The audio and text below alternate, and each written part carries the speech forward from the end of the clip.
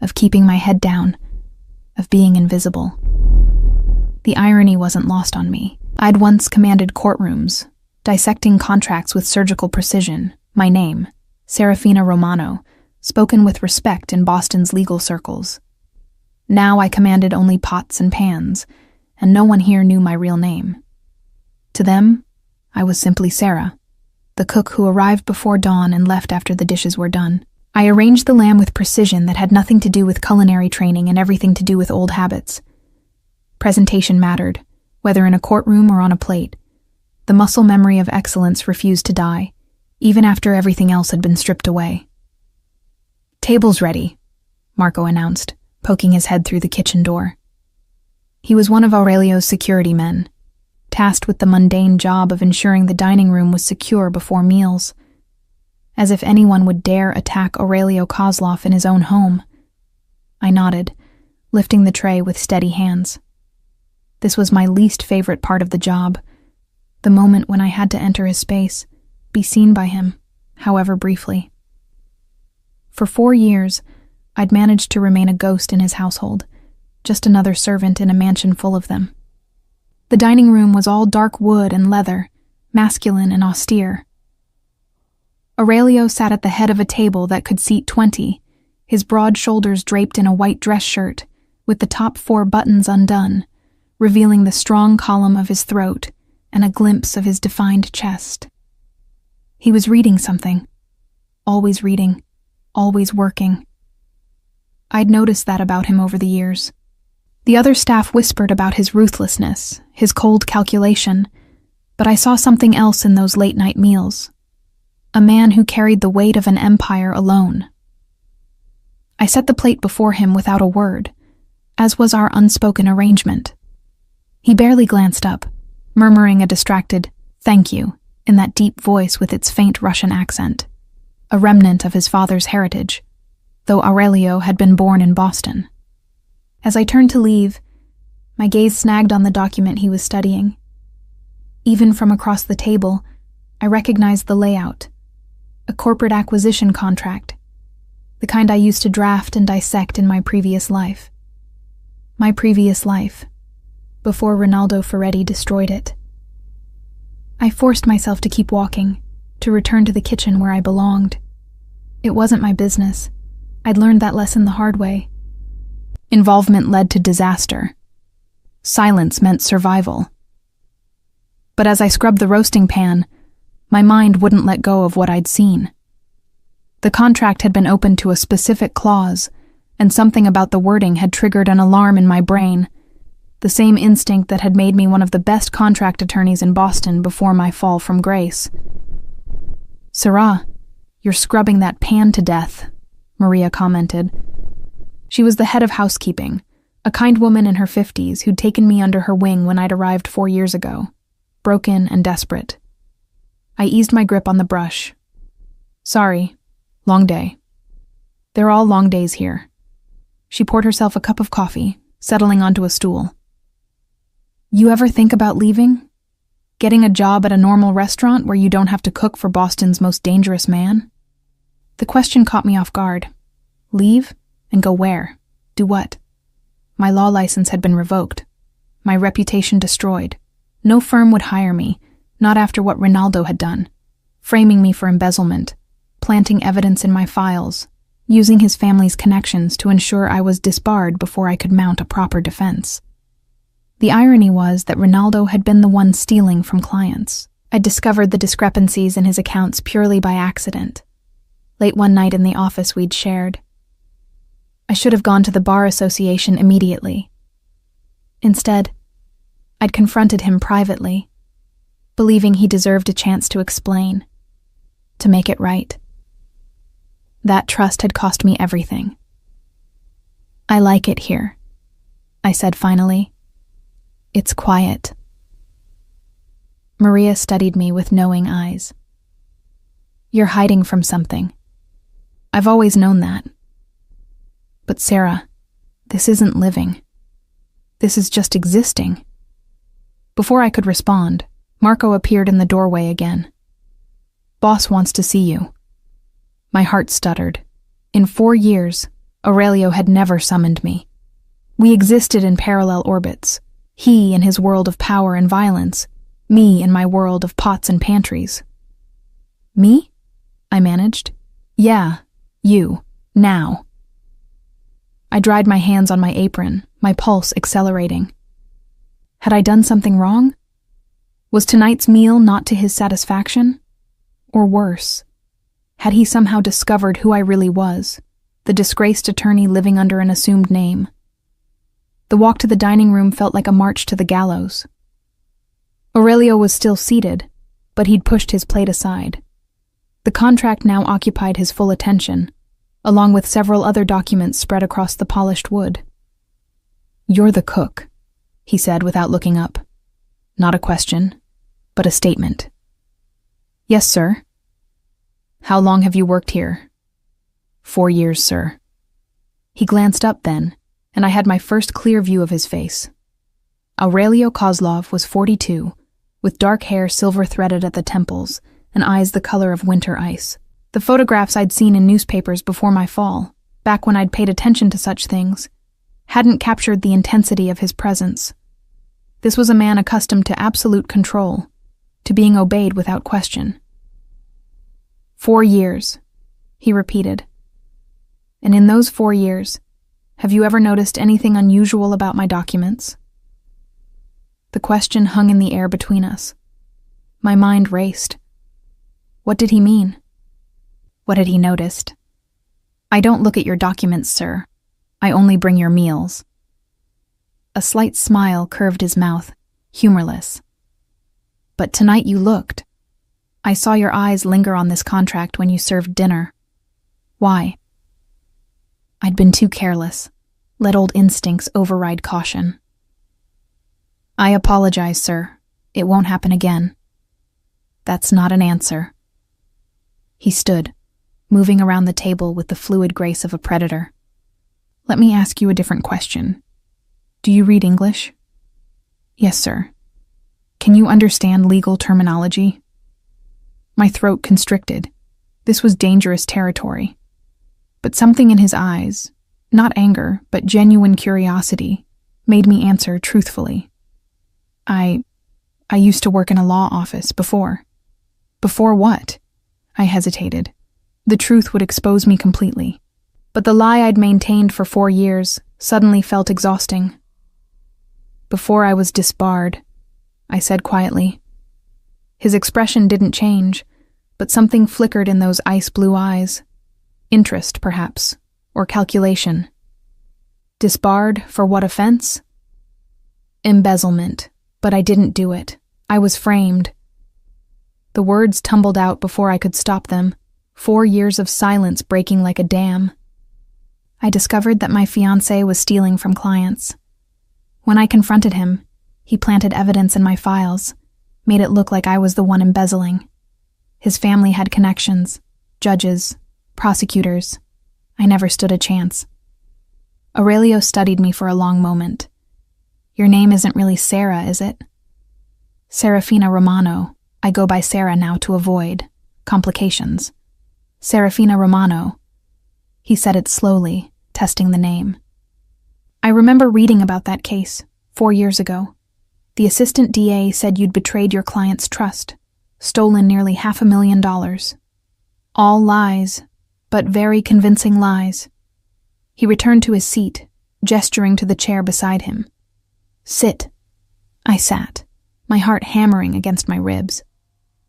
"This contract," Aurelio said, tapping the document with one finger. "Tell me what you saw that caught your attention." This was the moment of decision. I could claim ignorance, retreat back to my kitchen and my silence, or I could speak the truth that had been burning in my lawyer's brain since I'd glimpsed that clause. I pulled the contract closer, scanning the text until I found the section that had triggered my alarm. "Here, Clause 17, subsection B. The language appears standard. You're acquiring majority shares in a shipping company, correct?" "Correct." But this phrase, "subject to existing encumbrances and prior obligations," that's boilerplate language designed to protect the seller from liability. Except in this context, Combined with this reference in the appendix to Schedule A, listing all material contracts, it creates a trap. Aurelio leaned forward, his full attention now focused on me. Explain. The lawyer in me, dormant for 4 years, awakened. They're not providing Schedule A with the main contract. See? It says, to be delivered at closing. That means you won't see the list of existing obligations until after you've signed this agreement. And this clause here, Section 23, it states that any discrepancies between the verbal assurances and the written contract shall be resolved in favor of the written document. I was verbally assured the company has no significant debt or obligations. But those verbal assurances are worthless if they deliver a Schedule A at closing that reveals millions in hidden debt or unfavorable contracts. You'd be legally bound to complete the acquisition anyway because you've already agreed to accept existing encumbrances and prior obligations. It's a classic bait and switch, but executed with legal precision. Silence filled the dining room. Aurelio's gaze hadn't left my face, and I could see his mind working, processing what I'd told him. How long did it take you to spot this? He asked finally. About 3 seconds. It's the same structure Ronaldo used to defraud clients. He'd hide toxic assets in schedules that weren't delivered until after signatures were obtained. By then, it was too late to back out without triggering penalty clauses. Ronaldo, that's your ex-fiancé? Ronaldo Ferretti. He works for Marchetti & Stone now, one of the most prestigious firms in Boston. Aurelio's expression hardened. The firm representing the sellers in this acquisition. The revelation hung between us like a physical presence.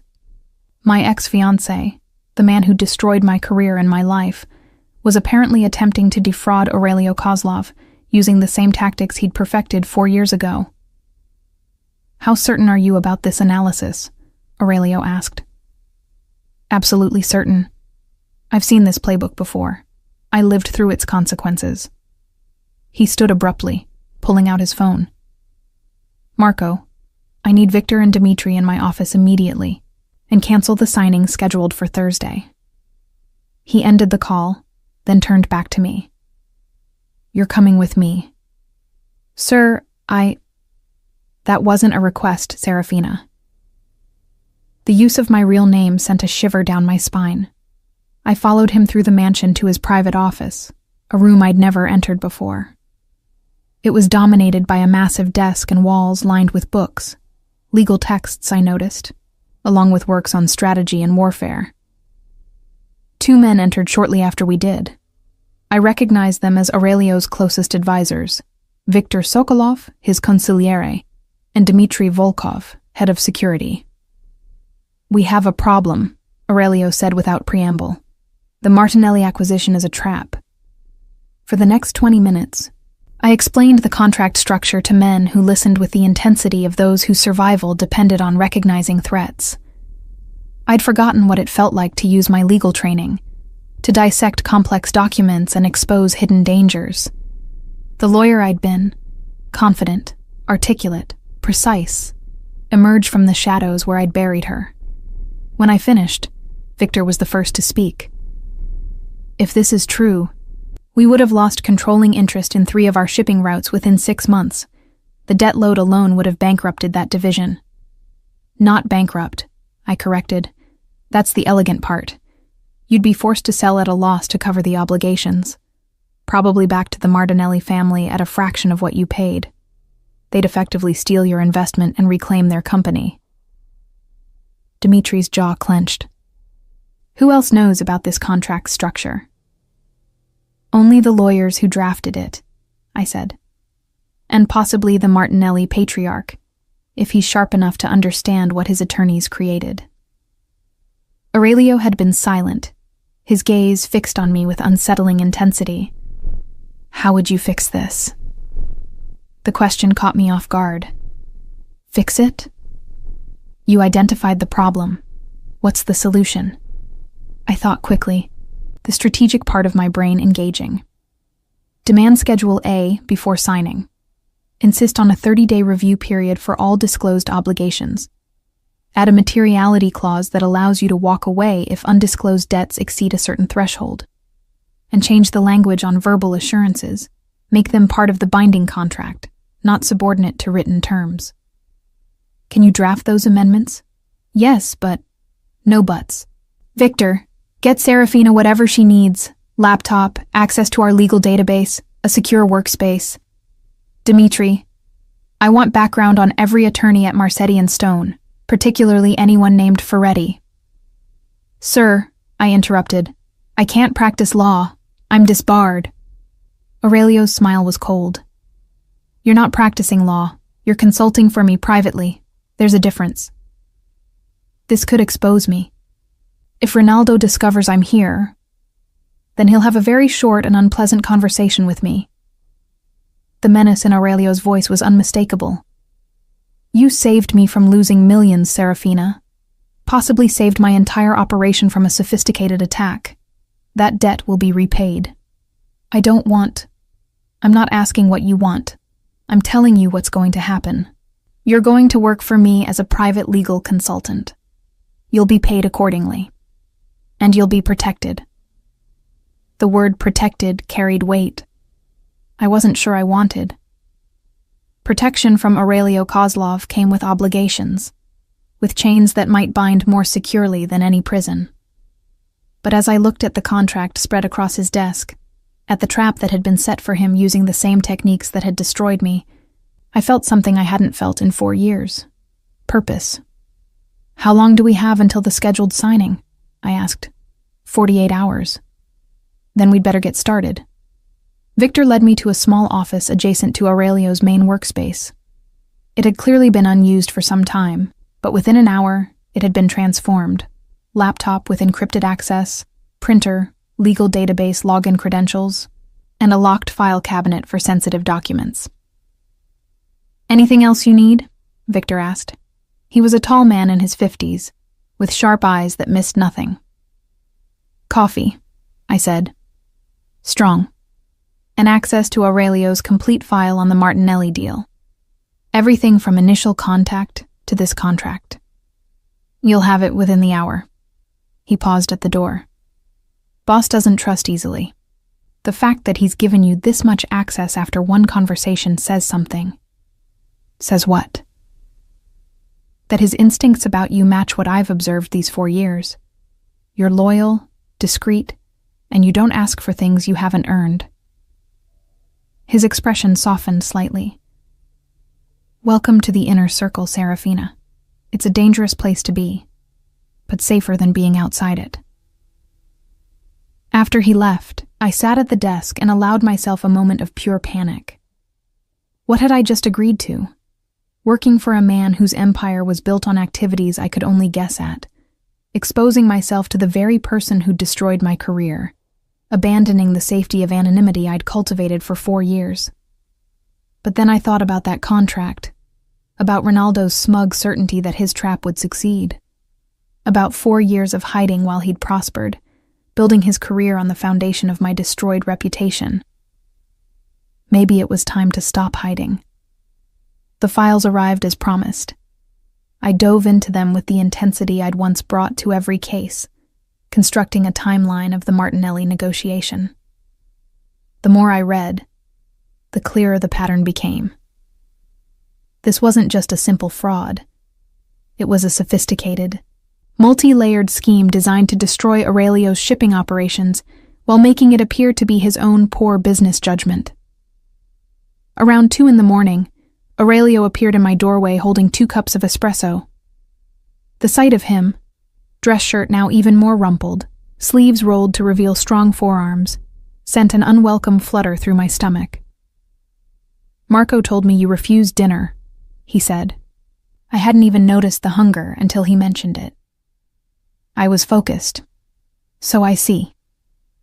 He set 1 cup before me, then settled into the chair across from my desk. Walk me through what you've found.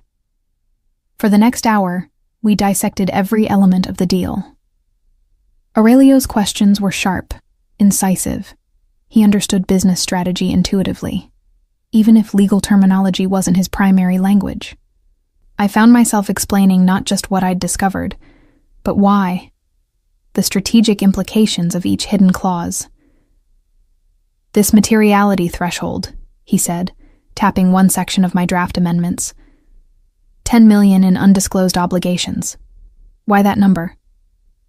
Because it's high enough to seem reasonable, but low enough to capture the debt I suspect they're hiding. If they balk at this number, it confirms there's something substantially worse in Schedule A. And if they agree to all amendments, then either I'm wrong about the trap or they're playing a longer game than I anticipated.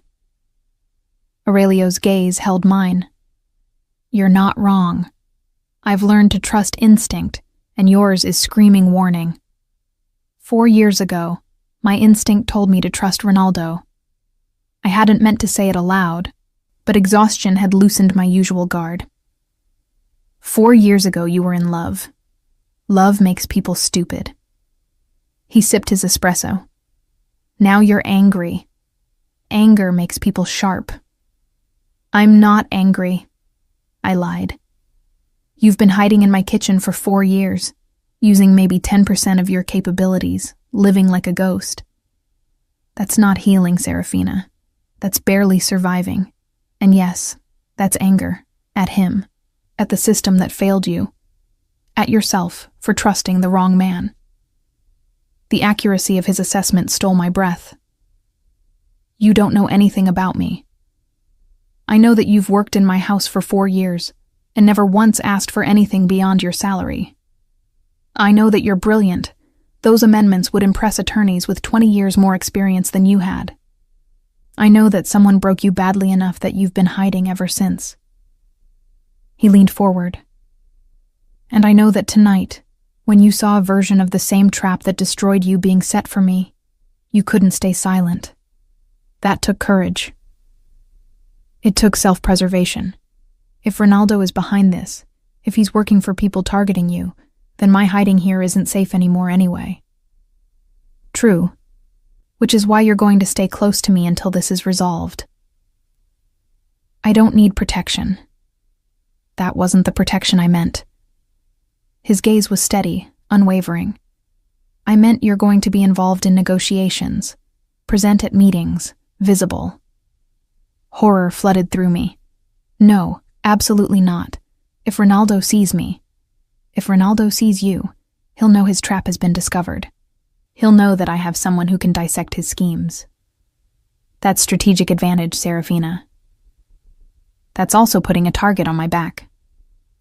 The target was already there the moment you recognized his technique in my contract." Aurelio stood, moving to the window that overlooked the mansion's gardens. "But here's what Ronaldo doesn't know. You're not alone anymore. You're not a vulnerable woman he can destroy with planted evidence and corrupt connections. You're under my protection now, and that changes everything." The possessiveness in his tone should have alarmed me. Instead, I felt a dangerous flutter of something I refused to name. "Why are you doing this?" I asked. "I'm just a cook who happened to spot a problem." He turned from the window, and the intensity in his ice-blue eyes made my breath catch. "No. You're a brilliant attorney who was destroyed by a corrupt system and a vindictive man. You're someone who sees threats others miss, who understands the law with the precision of a surgeon with a scalpel. And tonight, you saved my entire operation from a sophisticated attack. So this is about gratitude? This is about recognizing value, about not wasting talent, because society decided you didn't deserve a second chance." He moved closer, stopping just at the edge of my desk. "I'm giving you that chance, Serafina. Not out of charity, but because I need someone with your skills. Someone I can trust to see the knives before they strike. You don't know if you can trust me. I've had 4 years to observe you. You think I don't notice my own household? You're loyal, discreet, and incorruptible. You could have stolen from me 100 times over these 4 years and never did. You could have sold information about my operations to competitors. You did neither. That's more trustworthy than 90% of people I deal with." The analysis was clinical, but beneath it, I sensed something else. A man who understood loneliness, isolation, the weight of standing alone against enemies who never stopped circling. "The signing is in 48 hours, I said, steering back to safer ground. "When will you present these amendments?" "Tomorrow morning. I'll have Victor deliver them personally to Martinelli's attorneys, with a message that these changes are non-negotiable. They'll push back, probably offer minor concessions to make you think you've won. Then what do?" I stood, moving to the whiteboard on the wall and beginning to sketch out negotiation strategies. "You anticipate every possible response and have a counter-move ready. If they agree too easily, that's suspicious. Means they have another trap we haven't found. If they refuse entirely, that confirms the fraud. The sweet spot is if they negotiate on specific points, while trying to preserve others. That tells us where the real poison is hidden." Aurelio watched me work, and when I glanced at him, there was something in his expression I couldn't quite read. Respect, certainly, but also something warmer, more personal. "You come alive when you do this," he observed. "This is who you really are, isn't it? Not the cook in my kitchen." "I stopped being an attorney 4 years ago." "No. You stopped practicing law. There's a difference." He moved to stand beside me at the whiteboard. "The question is, do you want to stay hidden forever? Or do you want to reclaim what was taken from you?" The words struck something deep. For 4 years I'd told myself that survival was enough, that keeping my head down, staying invisible, was the smart choice. But standing here, using skills I'd forgotten I possessed, I felt something awakening that I'd thought was dead. "I want my name back," I said quietly. "My reputation. My license. Everything Ronaldo stole. Then help me destroy this deal. And when we're done, we'll destroy Ronaldo Ferretti." The promise in his voice was dark, dangerous. I should have been afraid of it. Instead, I felt a fierce satisfaction that someone finally believed me, finally saw the truth I'd been powerless to prove. "I need to finish these amendments," I said, "and then we need to game out every possible scenario for tomorrow's delivery." Aurelio nodded. "I'll have food sent in. You need to eat." He left, and I returned to my work with renewed focus. By dawn, I had crafted a set of amendments so comprehensive that any attorney reviewing them would understand their client's fraud had been detected. The question was whether Ronaldo would recognize my work, my particular style and precision that had once been my signature. Part of me hoped he would. Part of me wanted him to know that I wasn't dead, wasn't destroyed, wasn't the broken woman he'd left behind. The other part of me understood that recognition meant danger. For me, for Aurelio, for this fragile new purpose I'd found. But as the sun rose over Boston, casting golden light through my office window, I made a decision. I was done hiding, done surviving, done letting fear dictate my life. If Ronaldo wanted a war, he'd have one. And this time, I wouldn't be fighting alone. Victor delivered the amended contract to Marchetti and Stone at precisely 9 in the morning. I watched from Aurelio's office as the envelope was handed to a junior associate in the firm's lobby, a young woman who took it with the casual confidence of someone who had no idea what explosive information she was carrying upstairs. "How long before we hear back?" I asked. Aurelio stood at his desk, reviewing other documents with the same methodical attention he brought to everything. "Depends on how quickly they realize what you've done. Could be hours, could be minutes." It was minutes. Victor's phone rang at 9:17. He listened for a moment, his expression revealing nothing, then covered the mouthpiece. "Senior partner wants an immediate meeting. Says there's been a misunderstanding about the terms." "Not a misunderstanding," I said. "A discovery. Tell them we're available at 3 this afternoon. Gives them time to panic and make mistakes." Aurelio's slight smile indicated approval. Victor relayed the information and ended the call. "They're pushing for earlier. Said this afternoon might be too late." "Too late for what?" I moved to the window, looking out at the city where my career had once flourished. That's an interesting choice of words, almost like they're on a deadline. Aurelio joined me at the window. This close, I could smell the subtle scent of his cologne, something expensive with notes of cedar and leather. What are you thinking? I'm thinking that if this is truly a sophisticated fraud, there are probably multiple parties involved. The Martinellis are the face of it, but someone else is pulling strings, someone who needs this deal closed by a specific date. Why? I turned to face him.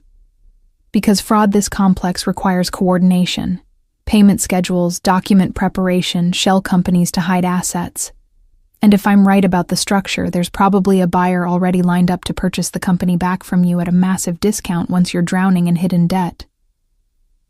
Victor's eyes narrowed. A buyer who's expecting to take possession by a certain date. Exactly. Which means delaying the signing doesn't just give us time. It disrupts their entire timeline and forces them to either abandon the scheme or reveal more of their hand trying to salvage it. Aurelio's gaze was thoughtful. Tell them 3 o'clock is our only availability. If that's too late, they can withdraw from the deal entirely. After Victor left to deliver that message, Aurelio turned to me.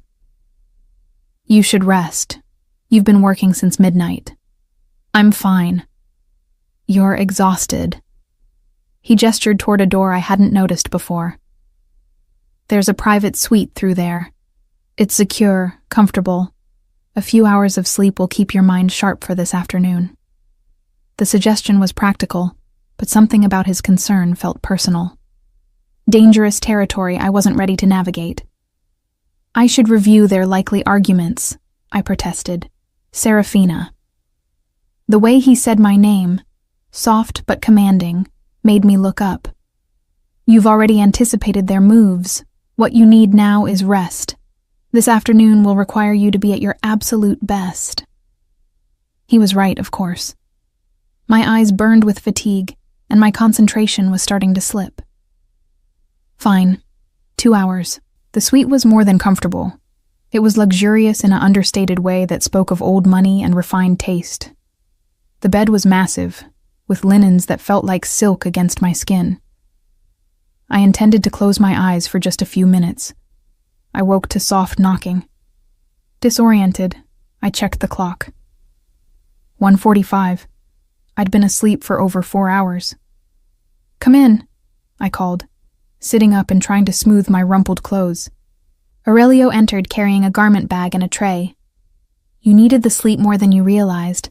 I had Maria bring food and some clothes. The efficiency of it should have annoyed me. Instead, I felt cared for in a way I hadn't experienced since before my fall. Thank you. He set the tray on a small table.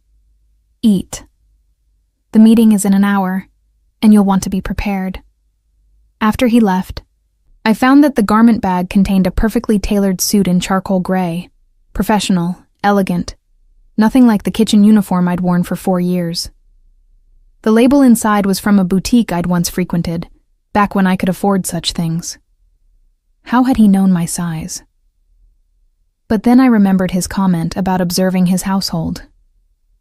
Aurelio Kozlov noticed everything. The suit fit perfectly.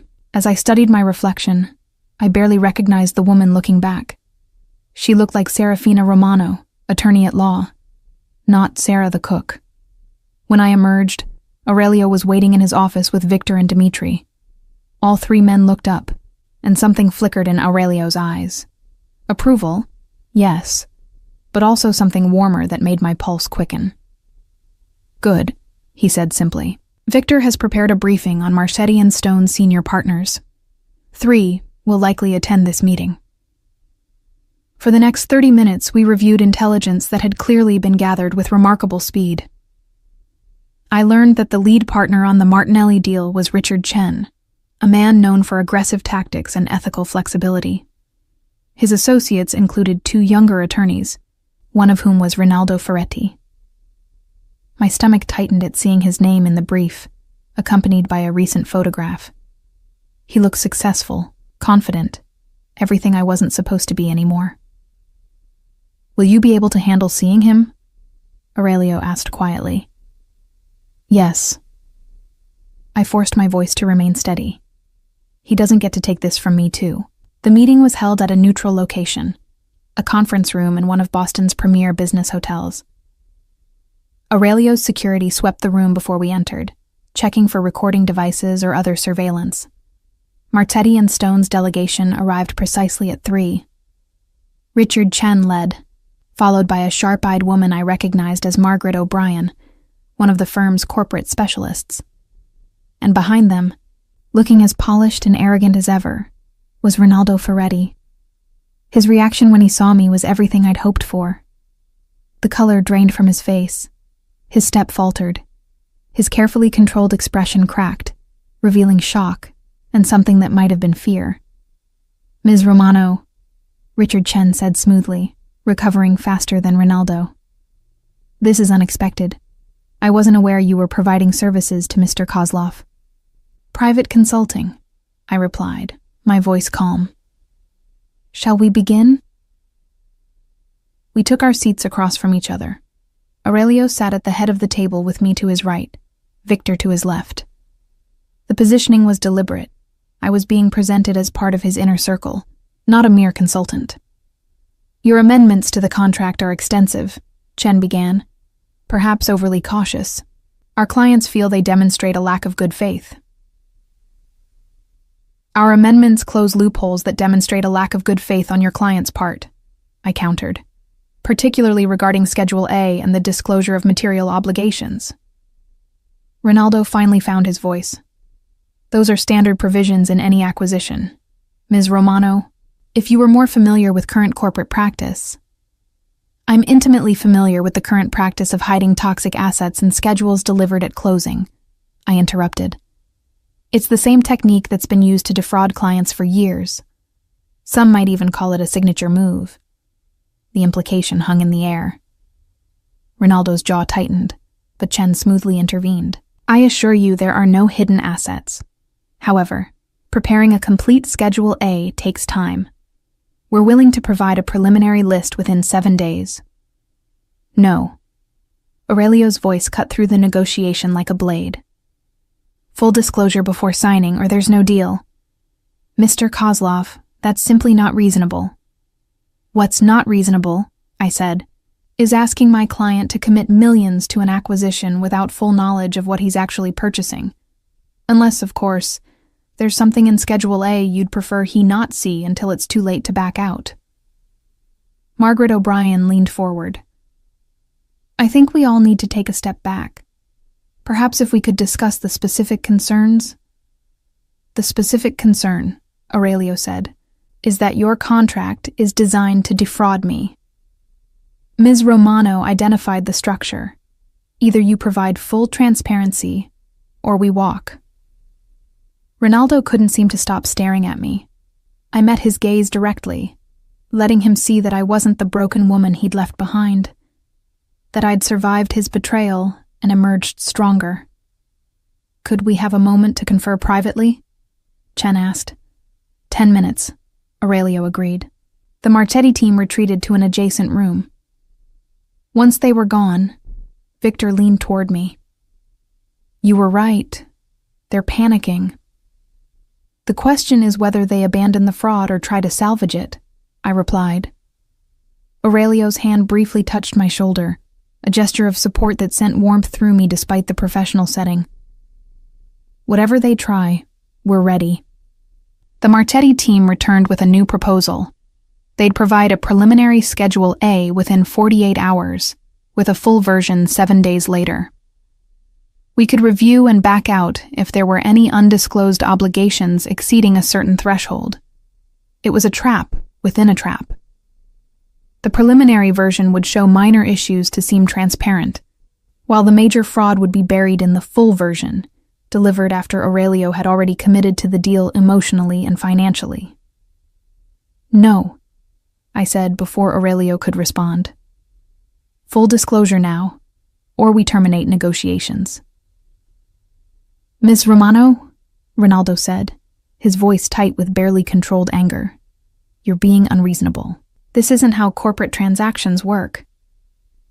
"This is exactly how they work when one party suspects fraud," I interrupted. And given your particular history with ethical lapses, Mr. Ferretti, I'd think you'd want to avoid any appearance of impropriety. The room went very still. I'd just directly referenced his past, the embezzlement scheme he'd pinned on me, in front of his colleagues, in front of witnesses. Chen's eyes narrowed. That's a serious accusation, Ms. Romano. It's a factual observation. Mr. Ferretti and I worked together 4 years ago. I'm simply noting that he has experience with creative contract structures designed to hide problematic information. Ronaldo stood abruptly. I won't sit here and be slandered. Then leave, Aurelio said, his voice dangerously soft. But understand that if you walk out of this room, the deal is dead. And I'll make sure everyone in Boston's legal community knows that Marcetti and Stone couldn't provide basic transparency in a straightforward acquisition. The threat was clear. Aurelio's influence extended far beyond his legitimate businesses. Having him as an enemy would be career-ending for everyone in the room. Chen raised a calming hand. Let's not be hasty. Richard, sit down. Ms. Romano, Mr. Kozlov, perhaps we can find middle ground. If we provided Schedule A within 24 hours instead of 48? Now, I said. You've had weeks to prepare this deal. Schedule A should already exist. If it doesn't, that tells us everything we need to know. A long silence followed. I could see Chen calculating odds, weighing options. Finally, he sighed. I'll need to contact my clients. This is beyond my authority to negotiate. You have 1 hour, Aurelio said. After that, we're done. As the Marchetti team filed out, Ronaldo lingered at the door. Serafina, he said quietly, we should talk. Privately. No, Aurelio said before I could respond. Anything you have to say can be said in front of me. Ronaldo's gaze flickered between us, and I saw understanding dawn. He thought Aurelio and I were involved. The assumption was wrong, but I didn't correct it. Let him wonder. Let him worry. This isn't over, Ronaldo said to me. You're right, I replied. It's just beginning. After he left, Aurelio turned to me. Are you all right? Better than all right. Did you see his face when I called out his ethical lapses? He didn't expect that. You put yourself at risk doing that. If he goes to the Bar Association, claims you're practicing law without a license? I'm not practicing law. I'm consulting, and anything I said in that room is protected as part of your business dealings. I smiled grimly. I know the rules, Aurelio. I may not be able to practice, but I can still use my knowledge to advise you privately. Victor's phone buzzed. He answered, listened, then covered the mouthpiece. Our source at Marcetti and Stone says Chen just made 3 urgent calls, one to the Martinelli Patriarch, one to an unlisted number, and one to a shell corporation registered in the Cayman Islands. I looked at Aurelio. The buyer, the one who's supposed to purchase the company back from you at a discount after the hidden debt surface. Can we trace the Cayman number? Already on it, Dmitri said. Should have information within an hour. The hour passed with agonizing slowness. Victor brought coffee. I reviewed my notes on the contract, looking for any angle we might have missed. Aurelio made several calls, speaking in rapid Russian to contacts whose purposes I could only guess at. At exactly 4 note, Chen called. Mr. Kozlov, we've consulted with our clients. They're willing to provide Schedule A, but it will take until tomorrow morning to compile all the information.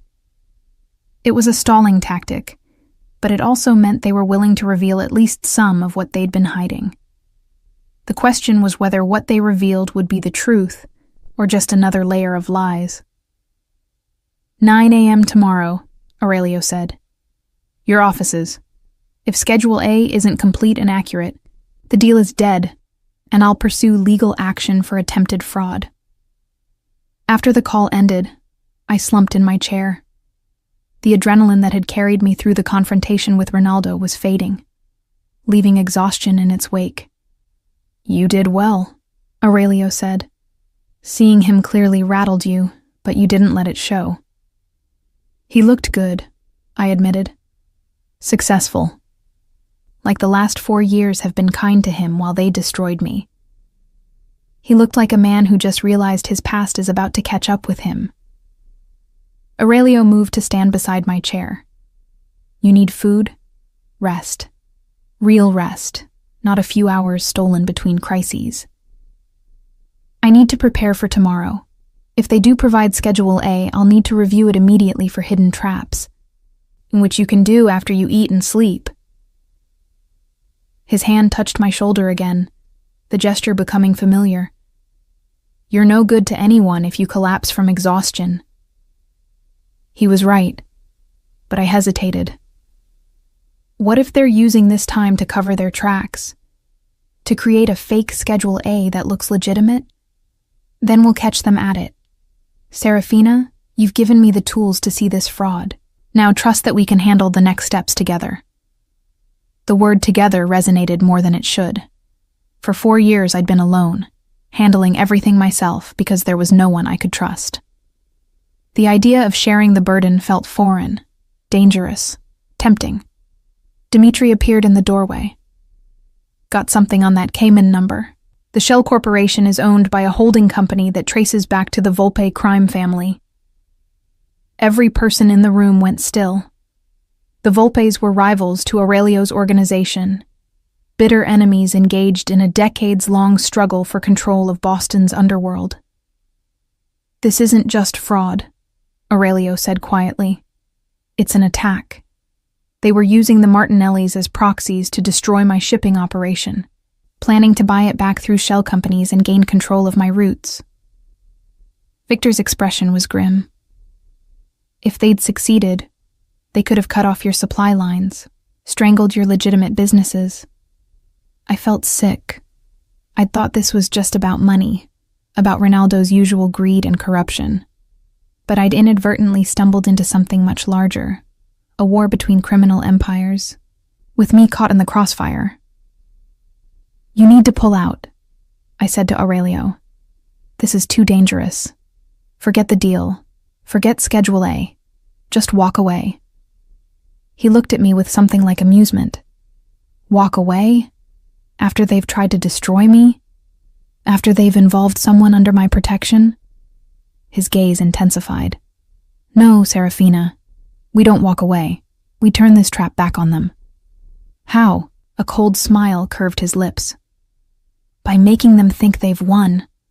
By going through with the signing, accepting whatever poison they put in Schedule A, and then using every legal mechanism you can devise to destroy them with their own fraud.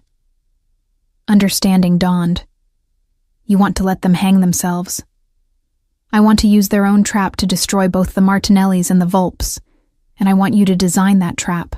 The weight of what he was asking settled over me. This wasn't just contract law anymore. This was warfare, using legal mechanisms as weapons. People could die if I made mistakes. If I wasn't thorough enough, if I missed something critical. I need time to think, I said, to plan properly. You have until 9 a.m. tomorrow. He stood. Come. You'll work better after food and rest. The return to the mansion felt surreal. Hours ago, I'd been a cook. Now I was planning legal strategy that could shape the outcome of a war between crime families. Maria had prepared dinner. Nothing fancy, just comfort food that reminded me why I'd found peace in the kitchen for 4 years. Cooking was simple, clear. You followed recipes, used good ingredients, and created something nourishing. Law and warfare were nothing like that. After eating, I returned to my new office and began sketching out possibilities. If we went through with the signing, I'd need to build in escape clauses that wouldn't be obvious until we triggered them. Tripwires in the contract that would spring legal liability back onto the Martinellis and their silent partners. Around midnight, Aurelio appeared with more coffee. You're supposed to be resting. I can't. There are too many variables. Too many ways this could go wrong. He settled into the chair across from my desk. Then talk me through it. Sometimes explaining helps clarify thinking. For the next 2 hours, we worked through scenarios. Aurelio's strategic mind complemented my legal precision. He saw angles I missed, while I found legal frameworks for his tactical ideas. Somewhere in those hours, the dynamic between us shifted. We stopped being employer and consultant, boss and subordinate. We became partners, two minds working in perfect synchronization toward a common goal. "You're brilliant," he said at one point, studying a flowchart I'd created showing how liability would cascade back through the shell corporations to ultimately destroy the Volpe's financial network. "You're not so bad yourself for someone without legal training." His smile was genuine, warm. "I've learned to think strategically. When you grow up in my world, you either develop that skill or you don't survive." "Is that what you want?" I asked impulsively. "Survival? Or is there something more?" The question seemed to catch him off guard. "What do you mean?" "I mean, you have power, wealth, influence. You could walk away from the violence, the constant warfare, build something legitimate. Something that doesn't require looking over your shoulder every moment." "Could I?" His gaze was distant. "Or would that just make me vulnerable? I didn't choose this life, Serafina. I inherited it when my father died. Walking away would mean abandoning everyone who depends on me, everyone who's loyal to my family. Is that what you do?" I thought about my own choices, fleeing my destroyed career, hiding in his kitchen, abandoning any attempt to reclaim what Ronaldo had stolen. "I walked away," I admitted, "and I've regretted it every day since. But you're not walking away now. You're fighting back. Because you gave me the means to fight, the protection, the resources, the chance." Aurelio leaned forward. "I gave you the opportunity, but the courage to take it? That's all you, Serafina." The intensity in his gaze made my breath catch. This close, I could see the silver threading through his dark hair, the fine lines around his eyes that spoke of sleepless nights and heavy burdens. He was handsome in a way I'd tried not to notice for 4 years, dangerous in ways that had nothing to do with his profession. "It's late," I said, breaking the moment before it could become something more. "We both need rest before tomorrow." He stood, but paused at the door. "Serafina, thank you. For seeing what no one else saw. For trusting me enough to speak up." After he left, I sat in the quiet office, my heart racing. This was dangerous territory. Not just the fraud and the rival crime families, but the growing connection between Aurelio and me. The way his presence made me feel safe, valued, seen. I'd made that mistake once before, trusting a powerful man who'd seemed to offer everything I needed. Ronaldo had destroyed me. What would Aurelio do if I let him too close? But as I finally made my way to the guest suite Aurelio had provided, I couldn't shake the feeling that Aurelio Kozlov was nothing like Ronaldo Ferretti. Where Ronaldo had been charming and superficial, Aurelio was intense and genuine. Where Ronaldo had taken, Aurelio gave. Opportunity, protection, respect. The question was whether I had the courage to trust again, to risk my carefully guarded heart on a man whose world was even more dangerous than the one that had destroyed me before. I fell asleep with no answers, only the certainty that tomorrow would change everything, one way or another. The conference room at Marsetti & Stone was designed to intimidate. All dark wood and leather, with walls lined with photos of the firm's most prestigious victories. I'd been in this room before, 4 years ago, for a meeting that had seemed routine at the time. I hadn't known then that Ronaldo was planting evidence in my files, that he was building a case against me while I sat in this very room, discussing contract clauses with colleagues who would soon testify against me. "You're pale," Aurelio observed as we waited in the lobby. "Second thoughts?" "Memories," I corrected. This firm was where it ended for me, where Ronaldo's fabricated evidence was presented to the partners, where they asked for my resignation before filing a bar complaint. His hand found the small of my back, a gesture of support that sent warmth through me, despite the professional setting. "You're not that person anymore. You're not alone. And this time, you hold all the power." Victor and Dimitri flanked us, their presence a subtle reminder that Aurelio's protection was more than just legal. Chen's assistant appeared promptly at 9, leading us to a different conference room, larger, more formal. The Martinellis were already there. Antonio Martinelli, the patriarch, flanked by his 2 sons, and their attorney team led by Chen. Ronaldo sat at the far end of the table, his expression carefully neutral. But I caught the way his eyes tracked me, the tension in his shoulders. He was afraid. Good. Mr. Kozlov, Ms. Romano, Chen began. Thank you for your patience. We've prepared Schedule A as requested. A document was slid across the table. It was impressive. 73 pages detailing every contract, obligation, and encumbrance associated with the shipping company. At first glance, it appeared comprehensive, transparent. But I'd learned to look beyond first glances. We'll need time to review this, I said, making no move to touch the document. 48 hours minimum. That wasn't our agreement, Antonio Martinelli said. His voice carried the weight of old Boston money and older Boston crime. You demanded full disclosure. We've provided it. Now we proceed with the signing. You've provided a document, Aurelio replied. Verification of its accuracy requires due diligence. Every item is documented, verified, one of the Martinelli sons, Franco, interjected. We've been more than cooperative, given your consultants. He glanced at me. Accusations. The word consultant carried subtle mockery. To them, I was still the disgraced attorney, the woman whose own corruption had ended her career. The irony that they were attempting fraud while maligning my reputation wasn't lost on me. We'll review it here, I said, surprising everyone. Now, before any signatures are exchanged. Chen's expression tightened. That's highly irregular. This document requires expert review, cross-referencing with public records. Then we'll cross-reference. I pulled out my laptop, connecting to the encrypted database Victor had provided. Publicly available records are just that, public. We can verify the material claims right now. For the next 3 hours, I worked through Schedule A with methodical precision. Aurelio and Victor fielded phone calls, using Aurelio's network of contacts to verify information that wasn't in public databases. The Martinellis grew increasingly agitated as we found discrepancies, not the massive fraud I'd expected, but small inaccuracies that raised questions.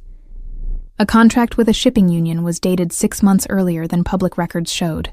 A loan obligation was listed at a lower amount than property records indicated. Equipment values didn't match recent appraisals. Individually, these could be errors. Collectively, they formed a pattern. These inconsistencies, I said at noon, suggest Schedule A was prepared hastily, possibly with information that hasn't been updated or verified. Clerical errors, Chen dismissed. Nothing material. Then you won't object to corrections. I slid a list across the table. These items need to be reconciled before we proceed. Antonio Martinelli's face had gone red. This is absurd. We've provided everything you demanded. You've provided a document filled with clerical errors that coincidentally all favor your position.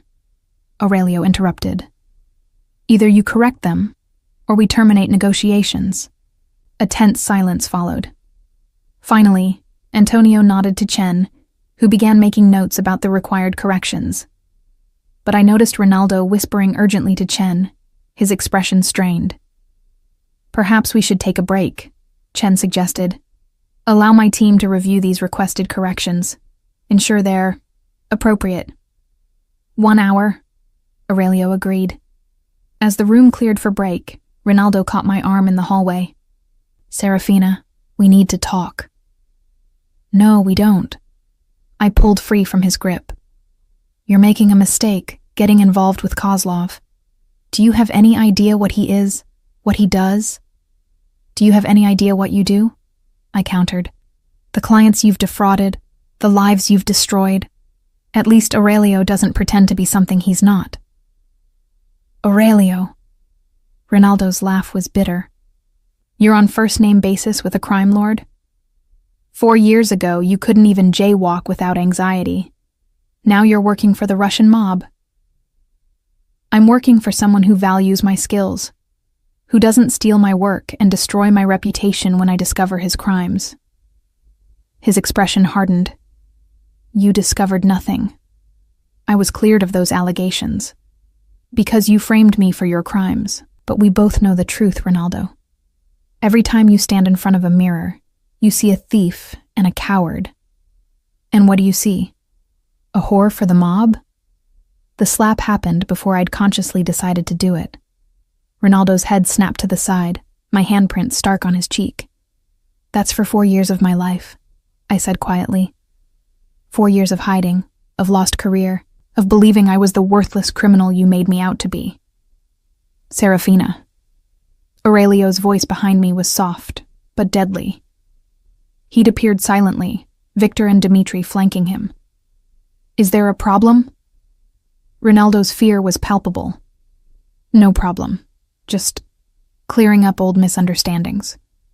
I don't think so. Aurelio moved to stand beside me, his presence a shield. I think you're attempting to intimidate someone under my protection. That's a problem. I wasn't. You grabbed her arm. You insulted her. Those are problems. Aurelio's voice remained quiet, which made the threat more terrifying. Touch her again. Speak to her again without her permission, and we'll have a very different conversation. Do you understand? Ronaldo nodded, then fled down the hall. Victor allowed himself a slight smile. He won't forget that soon. But I was trembling, adrenaline and old anger finally catching up with me. Aurelio noticed, his hand gentle on my shoulder. Are you all right? He called me a whore. He called you someone who chooses her own allies instead of being victim to his manipulation. That's not an insult. It's his fear talking. I looked up at Aurelio, at the genuine concern in his ice blue eyes. Thank you for being here. Where else would I be? You're fighting my battle as much as yours. No, I said. This stopped being about the contract the moment I saw Ronaldo's signature on it. This is personal. Understanding flickered in his gaze. Then we'll make sure he understands exactly what he cost himself when he destroyed you. When we reconvened, the Martinellis had agreed to all corrections. Schedule A was updated, printed, and presented for review. This time, the numbers matched public records. Surface level, it appeared legitimate. But I'd learned to look deeper. This contract here, I said, pointing to an agreement with a logistics company. It's listed as a standard service contract, term of 5 years renewable. Correct, Chen confirmed.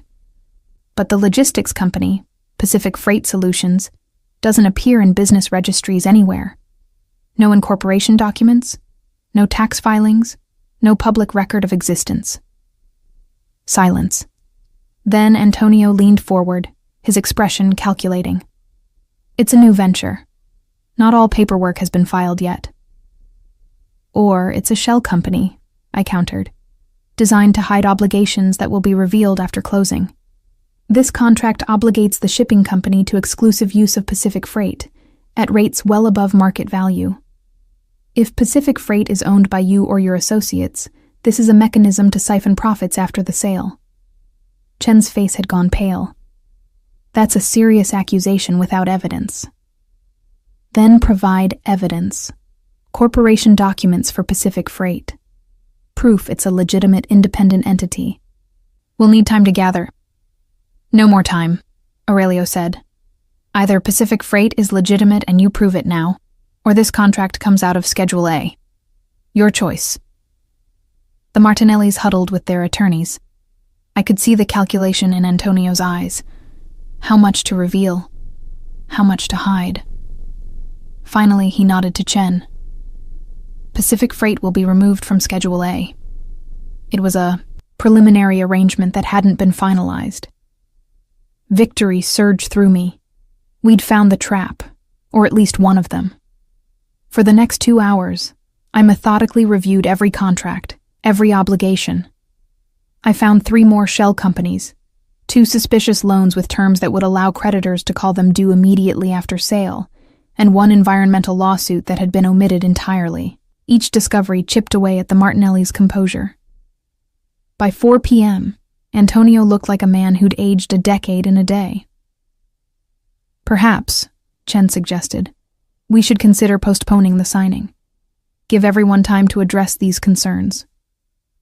No, I said. We've identified the problems. Remove the fraudulent elements, disclose the environmental lawsuit, and restructure the suspicious loans. We can have a clean contract by end of business today. That's impossible, Margaret O'Brien protested. The amount of work is possible if you have the documents ready, Aurelio finished, which suggests you knew exactly what you were trying to hide. Antonio Martinelli stood abruptly. I need to speak with my sons, privately. After they left, Victor leaned toward me. They're going to try to salvage this. Question is whether they abandon the fraud or double down. They'll double down, I predicted. The Volpes are behind this. Pulling out means explaining failure to them. Aurelio's expression was grim. Which means they'll try a different approach. What's our next vulnerability? I thought quickly, reviewing everything we'd discussed. The environmental lawsuit. It was mentioned briefly but not detailed. If it's serious enough, it could bankrupt the company regardless of other issues. So we need full disclosure on that suit. And indemnification. If damages exceed a certain amount, the Martinellis remain liable even after the sale. When they returned, Antonio's expression was resolved. We'll provide updated documentation. The shell companies will be removed, the environmental suit fully disclosed. But we need something in return. You're not in a position to negotiate, Aurelio noted. Neither are you. If this deal falls through, you lose access to East Coast shipping routes you've been trying to acquire for years. We both lose. So we compromise. What do you want? I asked. The purchase price reduced by 20% to account for the environmental risk, and we close within 48 hours. I glanced at Aurelio. The price reduction was reasonable given what we'd discovered, but the timeline concerned me. Rushing closing gave them less time to hide additional traps, but also gave us less time to find them. 72 hours, Aurelio countered, and the environmental suit gets its own indemnification clause. If damages exceed 10 million, you remain liable. Antonio considered this, then nodded. Agreed, but the purchase price reduction holds. Fine. As we finalized terms, I noticed Ronaldo watching me with an expression I couldn't quite read. Not anger anymore, but something closer to regret. Maybe even respect. Let him regret.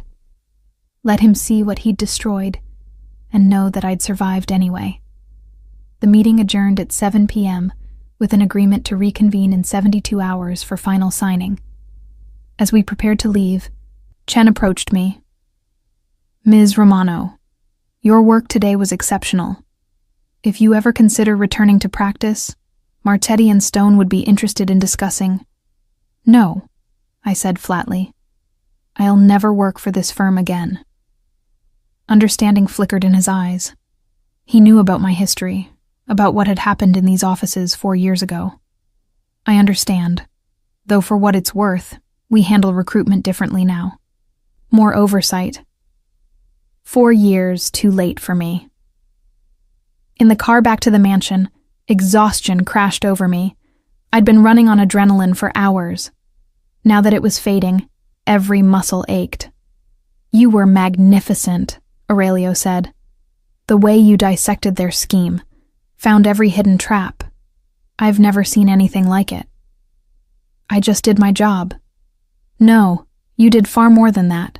You saved my organization, exposed a conspiracy, and faced down the man who destroyed your career. That's not just a job. That's courage. The praise warmed me more than it should. Ronaldo looked afraid. I've never seen him like that before. He should be afraid. He underestimated you once. He won't make that mistake again. We rode in comfortable silence for a while. Then Aurelio spoke again. The 72 hours until closing. I want you to use them not just to review the contract, but to build a case. Against the Martinellis? Against Rinaldo Ferretti. You said he framed you for embezzlement. I want to know everything. How he did it, where the evidence is, who he paid off. All of it. My heart stuttered. Why? Because part of what they took from you was your name, your reputation, and I'm going to help you get them back. I stared at him, not quite believing what I was hearing. Aurelio, that would require resources, investigators, possibly lawyers willing to challenge a 4-year-old ruling. I have all of those things, and I have you, someone who knows exactly where to look and what questions to ask. His gaze was intense. Let me do this for you, Serafina. Not as payment for your work, but as something you deserve. Justice. Tears pricked my eyes. The first I'd allowed myself to cry since the night I'd fled my destroyed career. Why would you do that for me? Because you saved me first. And because I see you, not the disgraced attorney the world thinks you are, but the brilliant woman who refused to be destroyed. He reached over, his hand covering mine. You deserve your life back. Let me help you reclaim it. For 4 years, I'd believed that chapter was closed, that Serafina Romano, attorney at law, was dead and buried beneath the weight of false accusations and corrupt proceedings. But looking into Aurelio's eyes, seeing his absolute conviction, I felt something long dormant stirring.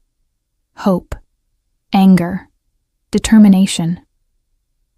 All right, I whispered. Let's destroy him. Dimitri's research team worked with a precision that would have impressed any law firm. Within 24 hours, they'd compiled a dossier on Rinaldo Ferretti that was devastating in its comprehensiveness.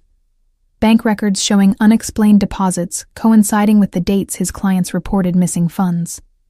Email metadata suggesting deleted correspondence with offshore accounts. And most damaging of all, security footage from our old firm showing Rinaldo accessing my computer late at night. Dates matching when the fabricated evidence appeared in my files. How did you get this? I asked, spreading the documents across my desk. Victor, who delivered the package, smiled slightly. Mr. Kozlov has friends in many places. Some of them remember owing favors. This is incredible. But is it admissible? Most of this would never hold up in court.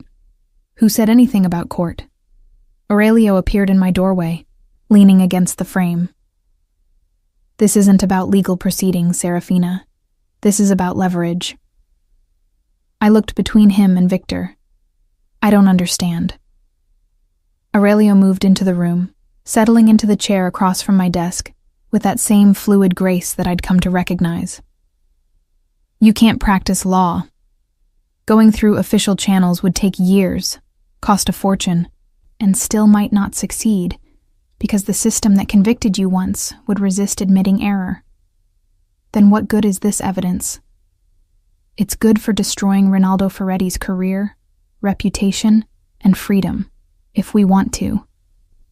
His ice blue gaze held mine. But first, I need you to verify it. Tell me if this is enough to prove what he did to you. For the next 3 hours, I worked through the evidence with the methodical precision I'd once brought to every case.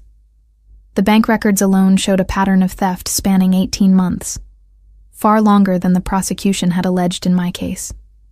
The offshore accounts tied to shell corporations that I could trace back to Rinaldo's family connections, and the security footage was damning. Clear images of him at my workstation, time-stamped at 2 a.m. on dates when I could prove I was elsewhere. This is more than enough, I said finally. This proves he was the one embezzling. It proves he accessed my computer to plant evidence. Combined with my original defense documents, this completely exonerates me. Good. Aurelio stood, moving to look out the window at the Boston skyline. Now, we decide what to do with it. We present it to the Bar Association. We file a motion to vacate my disbarment. We do nothing. He turned to face me. Not yet. First, we use it. Use it how? To make Ronaldo cooperate, to get information about the Volpe family's involvement in the Martinelli deal, to ensure he can never threaten you again. I shook my head slowly.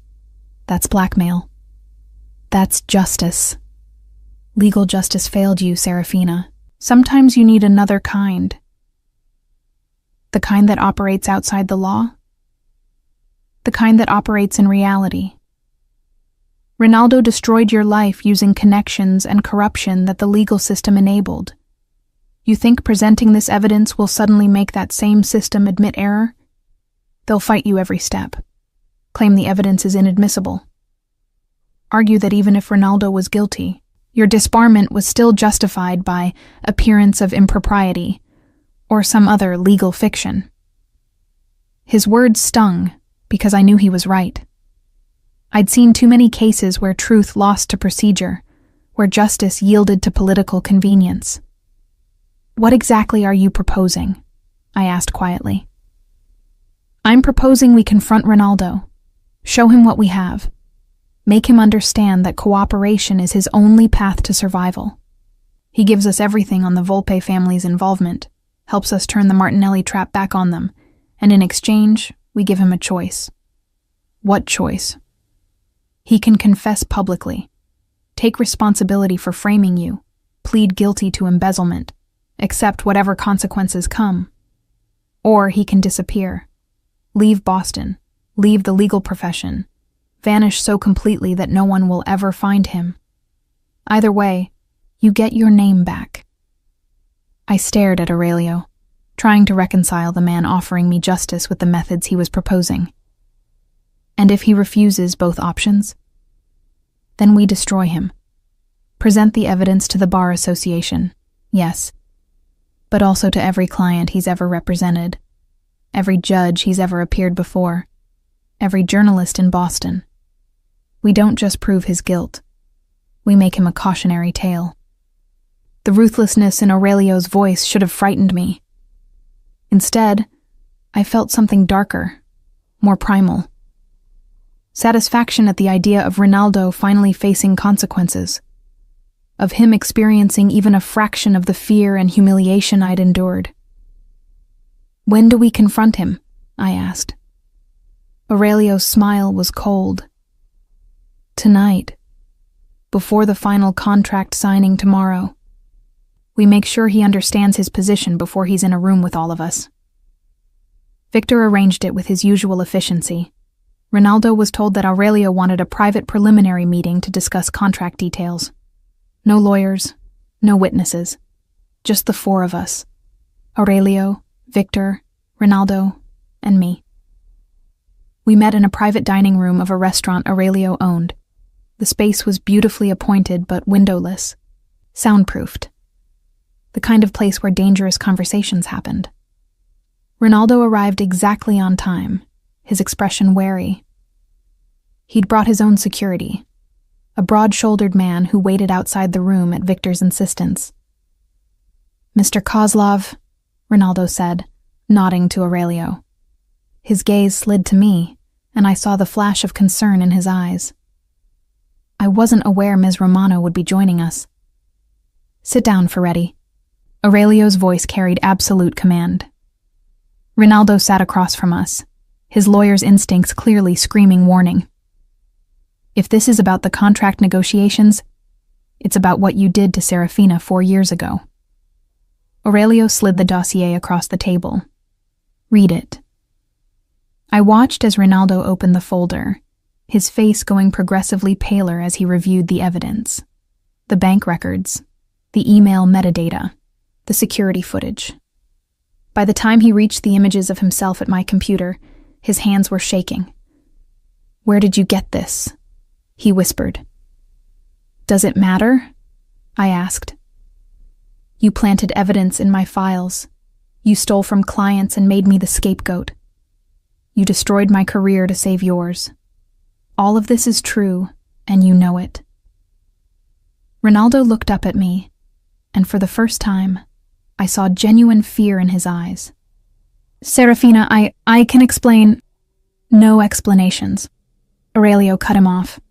Only choices. You're going to tell us everything about the Volpe family's involvement in the Martinelli deal. Every detail, every contact, every element of their plan. And then you're going to choose. Choose what? Option 1. You confess publicly to framing Serafina. You plead guilty to embezzlement. You cooperate with authorities to clear her name completely. In exchange, we'll recommend leniency. Maybe you serve 5 years instead of 20. Ronaldo's face had gone white. And option 2? You disappear. Leave Boston tonight. Leave the legal profession forever. Change your name if you have to. We give you 24 hours. And then we release this evidence to destroy your reputation so thoroughly that you'll never work in law again anywhere. Those aren't real choices, Ronaldo protested. That's extortion. No, I said quietly. What you did to me was extortion. You stole my career, my reputation, my future. This is just accountability.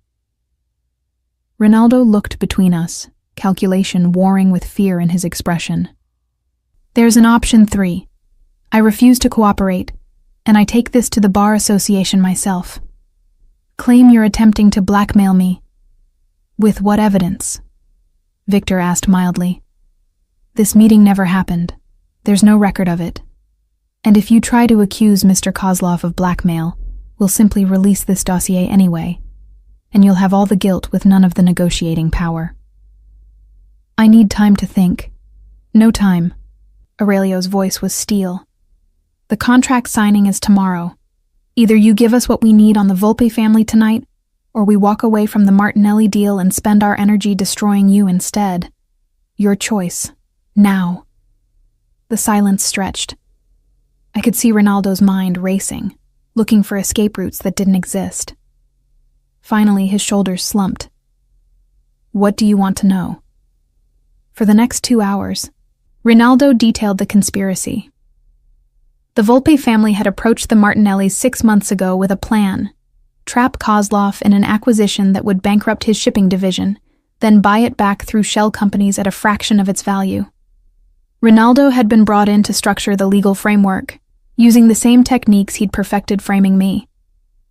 There are 3 more traps we haven't found yet, he admitted, buried in subsidiary contracts that won't be revealed until after closing. Equipment leases with massive penalties for early termination. A union contract with automatic pay increases triggered by change of ownership. And a lawsuit that's been sealed by a judge the Volpes control. Environmental damages that could exceed 100 million. I felt sick. Even with all our careful review, we'd missed 3 major traps. How do we neutralize them? You can't. Not without walking away from the deal entirely. The contracts are ironclad, drafted specifically to survive the kind of scrutiny you've applied. Ronaldo looked at me with something like respect. Though you came closer than anyone else could have. If it had been any other attorney reviewing this, the Volpes would have succeeded. So we walk away, I said to Aurelio. The risks are too high. But Aurelio was smiling, cold and calculating. No, we go through with the signing. Did you not hear what he just said?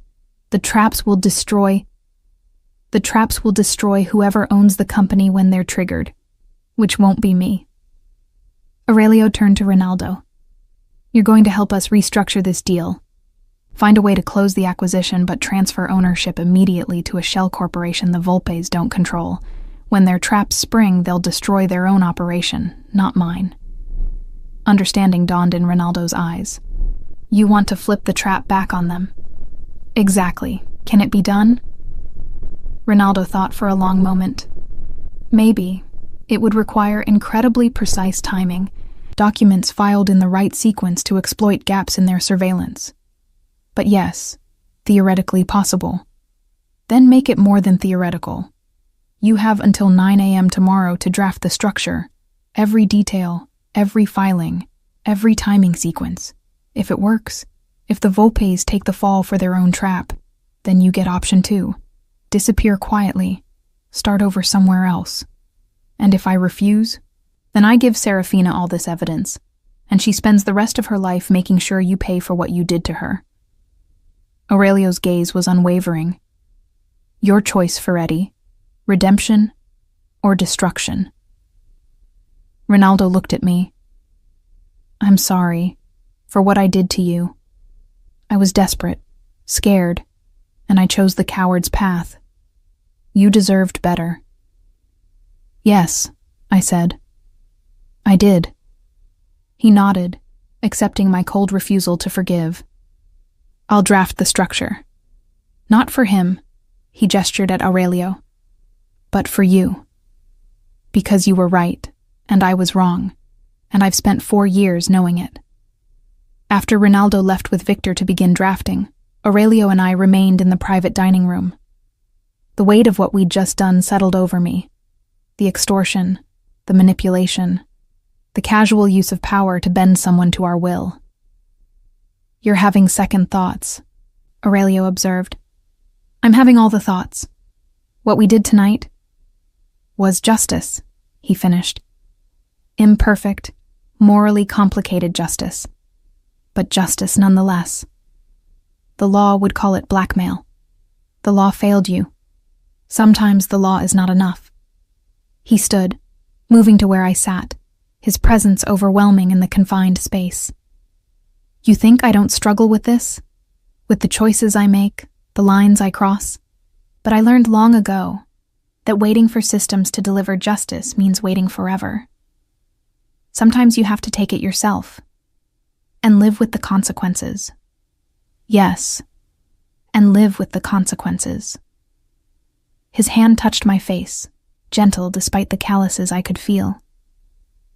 I see those consequences in every mirror, every compromised principle, every moral line crossed.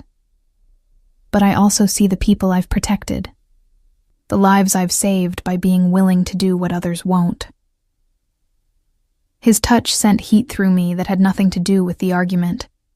I should have pulled away, should have maintained professional distance. Instead, I found myself leaning into his palm, seeking comfort I had no right to want. Serafina, he whispered. My name in his voice was a caress. Tell me to stop. I should have. Every rational part of my brain screamed that getting involved with Aurelio Kozlov was dangerous, foolish, a guaranteed path to more pain. He was a crime lord. I was a disgraced attorney trying to rebuild her life.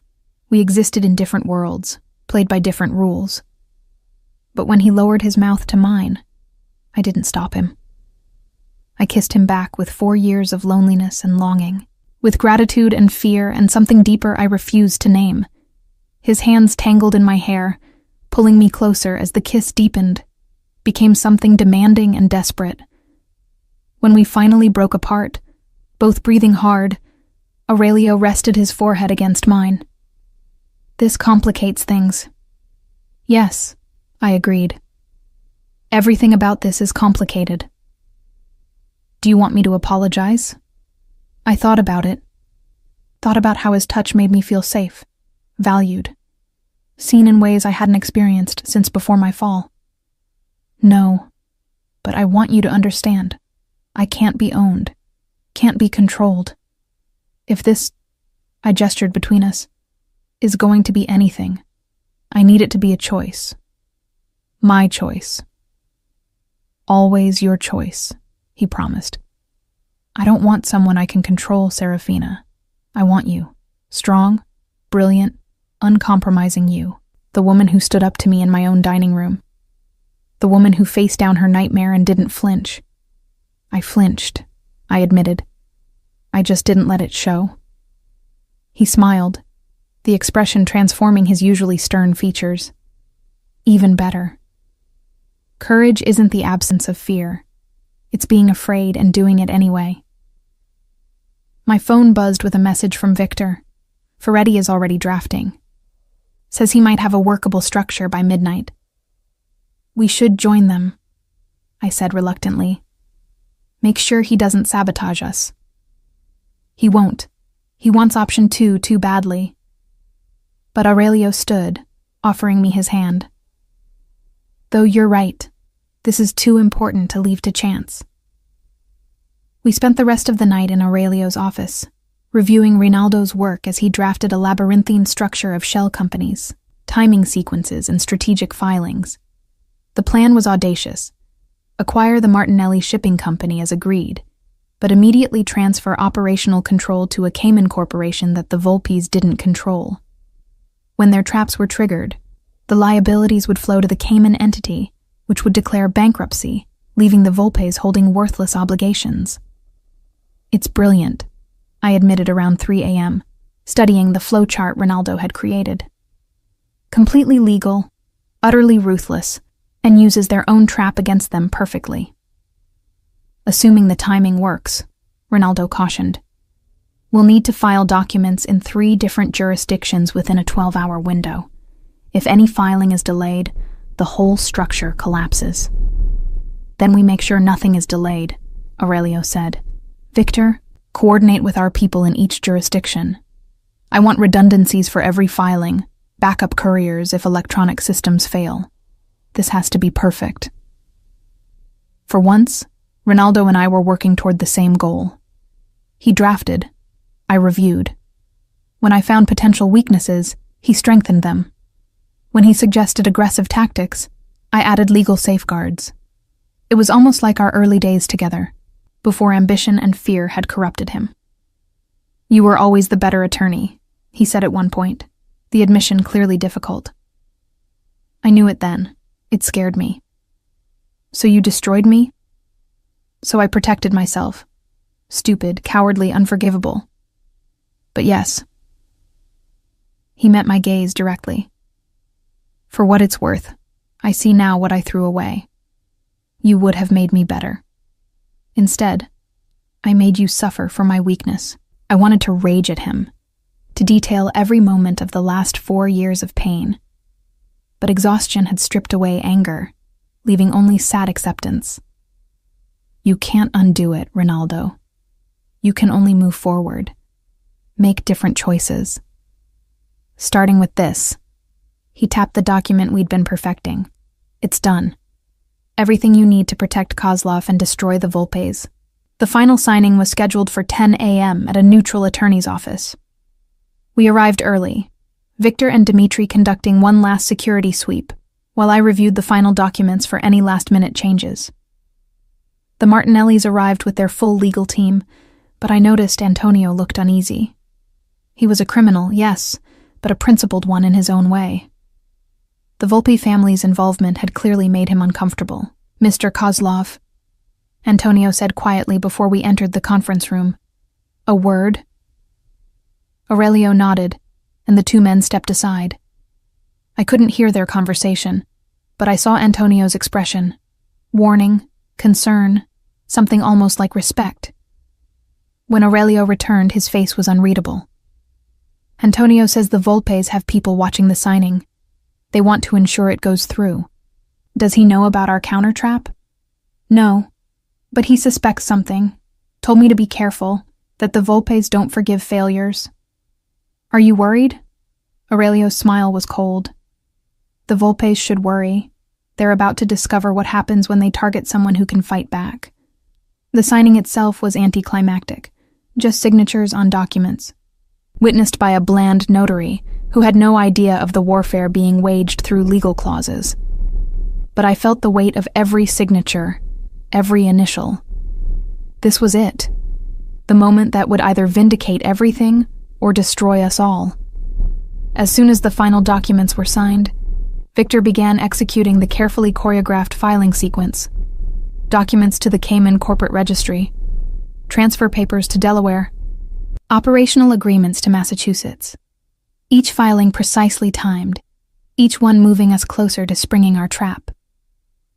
How long until they realize? I asked Aurelio as we waited in his office for confirmation that all filings had been accepted. The Volpes? Maybe a week. They'll wait for their hidden traps to spring, expect to see my operation drowning in obligations. Instead, they'll watch their shell companies collapse under the weight of their own scheme. And the Martinellis? We'll quietly divest from the Volpes and pretend they knew nothing about it. Antonio's smart enough to read the signs. Victor appeared in the doorway, his expression satisfied. All filings accepted and recorded. It's done. I felt a weight lift that I hadn't realized I'd been carrying. We'd done it. Dismantled a sophisticated fraud, protected Aurelio's operation, and set a trap for his enemies that they would never see coming. What about Ronaldo? I asked. Already gone, Victor reported. Dimitri saw him to the airport an hour ago. Flight to London, then Prague. We've provided new identification, enough money to start over somewhere quiet. He'll keep his agreement. And my evidence? My exoneration? Aurelio moved to his desk, withdrawing a thick legal document. Filed this morning with the Massachusetts Bar Association. Motion to vacate your disbarment, supported by all the evidence we gathered. Ronaldo's signed confession. Affidavits from witnesses we found. Everything. My hands shook as I took the document. 4 years of my life distilled into legal pleadings and evidence exhibits. 4 years of hiding, of shame, of believing I'd never reclaim who I was. When will they decide? I whispered. The Bar Association has 90 days to respond, but with this evidence, they have no grounds to deny it. He moved to stand before me. You'll get your license back, Serafina. Your name, your reputation, everything that was stolen from you. Tears pricked my eyes. Because of you. Because you believed me when no one else did. I believed you because you showed me truth in my own contract. Because you risked everything to save a stranger. That kind of integrity can't be faked. I looked up at him, this dangerous, complicated man who had given me back my life. What happens now? After the Bar Association rules, after I get my license back. That's your choice. You could return to practice, join a prestigious firm, build the career Ronaldo stole, or... His ice-blue eyes held mine. Or you could stay with me. Use your skills to help me legitimize my operations. Build something that doesn't require looking over my shoulder every moment. Turn what my father left me into something better. The offer was tempting in ways I couldn't fully articulate. Aurelio, your world, the violence, the compromises, is the world I inherited, but it doesn't have to be the world I leave behind. You asked me once if I wanted more than survival.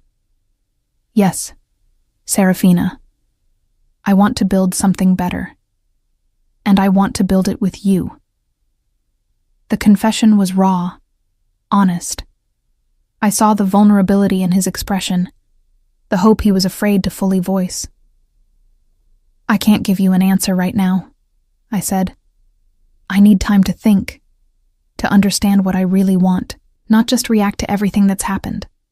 Take all the time you need, but know this. However long it takes, whatever you decide, I'll be here. Waiting. Hoping. He kissed me then, tender rather than demanding. A promise rather than a claim. When we parted, I rested my head against his chest, listening to the steady rhythm of his heart. For 4 years I'd been hiding, surviving, just barely holding on. Now, finally, I had the chance to truly live again, to reclaim not just my name, but my future. The question was what future I wanted to build, and with whom. The Massachusetts Bar Association's response came in 73 days, not the full 90. I was having coffee in Aurelio's office, a morning ritual we'd developed over the past 2 months, when Victor arrived with the official envelope. This is it, he said, setting it before me. My hands trembled as I opened it, Aurelio moving to stand behind my chair, his presence a steadying force. The letter was formal, dense with legal language, but the key phrase jumped out at me. Based on newly discovered evidence demonstrating actual innocence, the Board of Bar Overseers hereby grants the petition to vacate the 2022 disbarment order and reinstates Serafina Romano to full membership in good standing.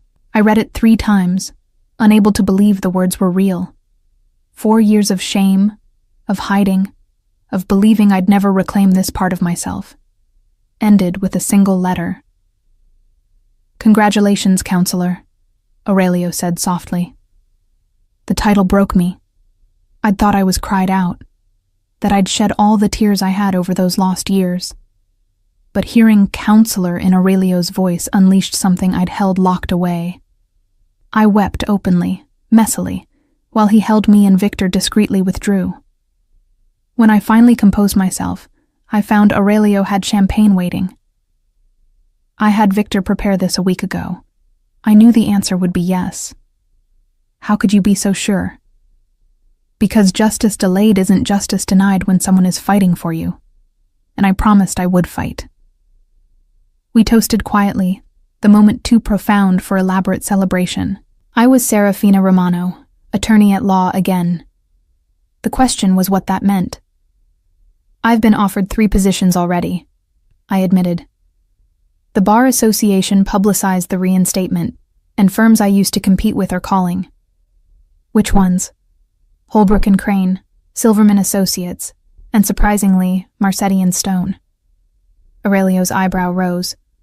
"Chen's firm? The same firm that terminated you?" "Chen retired last month. New management wants to make a statement about second chances. Ironic, isn't it?" "Are you considering their offers?" I set down my champagne glass. "Honestly, no. Those firms represent the world I thought I wanted 4 years ago, before I learned what really matters." "And what does matter?" I turned to face him fully. Integrity. Justice. Using my skills to actually help people, not just maximize billable hours for wealthy clients who already have every advantage. "Sounds like you've made a decision." "I have. If the offer is still open, I'd like to work for you.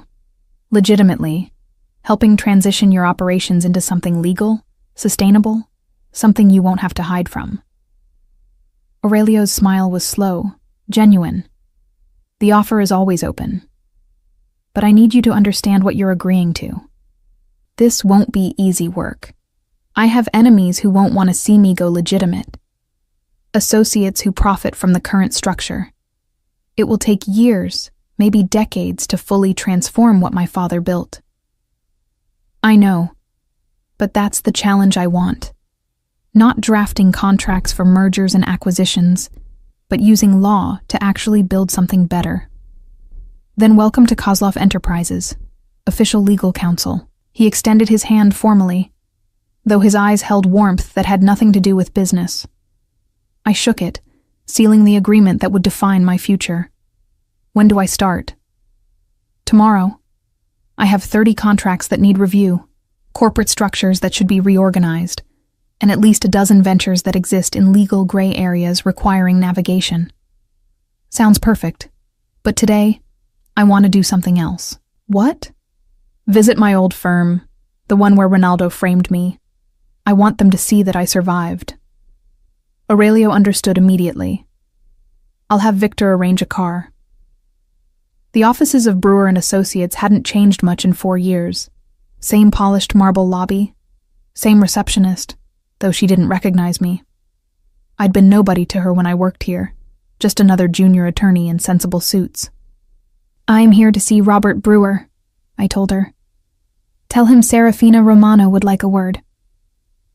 Recognition flickered in her eyes. She knew the name now, even if she hadn't before. I'll check if he's available." 5 minutes later, I was shown to the senior partner's office. Robert Brewer was in his 60s, silver-haired and distinguished. He'd been the one to ask for my resignation 4 years ago, his expression sympathetic, but inflexible. "Ms. Romano," he said, rising from behind his desk. "I heard about your reinstatement. Congratulations." "Thank you. Though I notice you didn't fight for me when Ronaldo's fraud came to light." He had the grace to look ashamed. "I didn't know the full truth then. If I had, you would have done exactly what you did. Protected the firm's reputation, made the problem disappear as quickly as possible, and never looked back." I kept my voice even, factual. I'm not here for an apology, Mr. Brewer. I'm here to tell you that I'm returning to practice. And I'll be working to ensure that what happened to me never happens to another attorney in this city. A noble goal. A necessary one. The system that allowed Ronaldo to destroy me is still in place.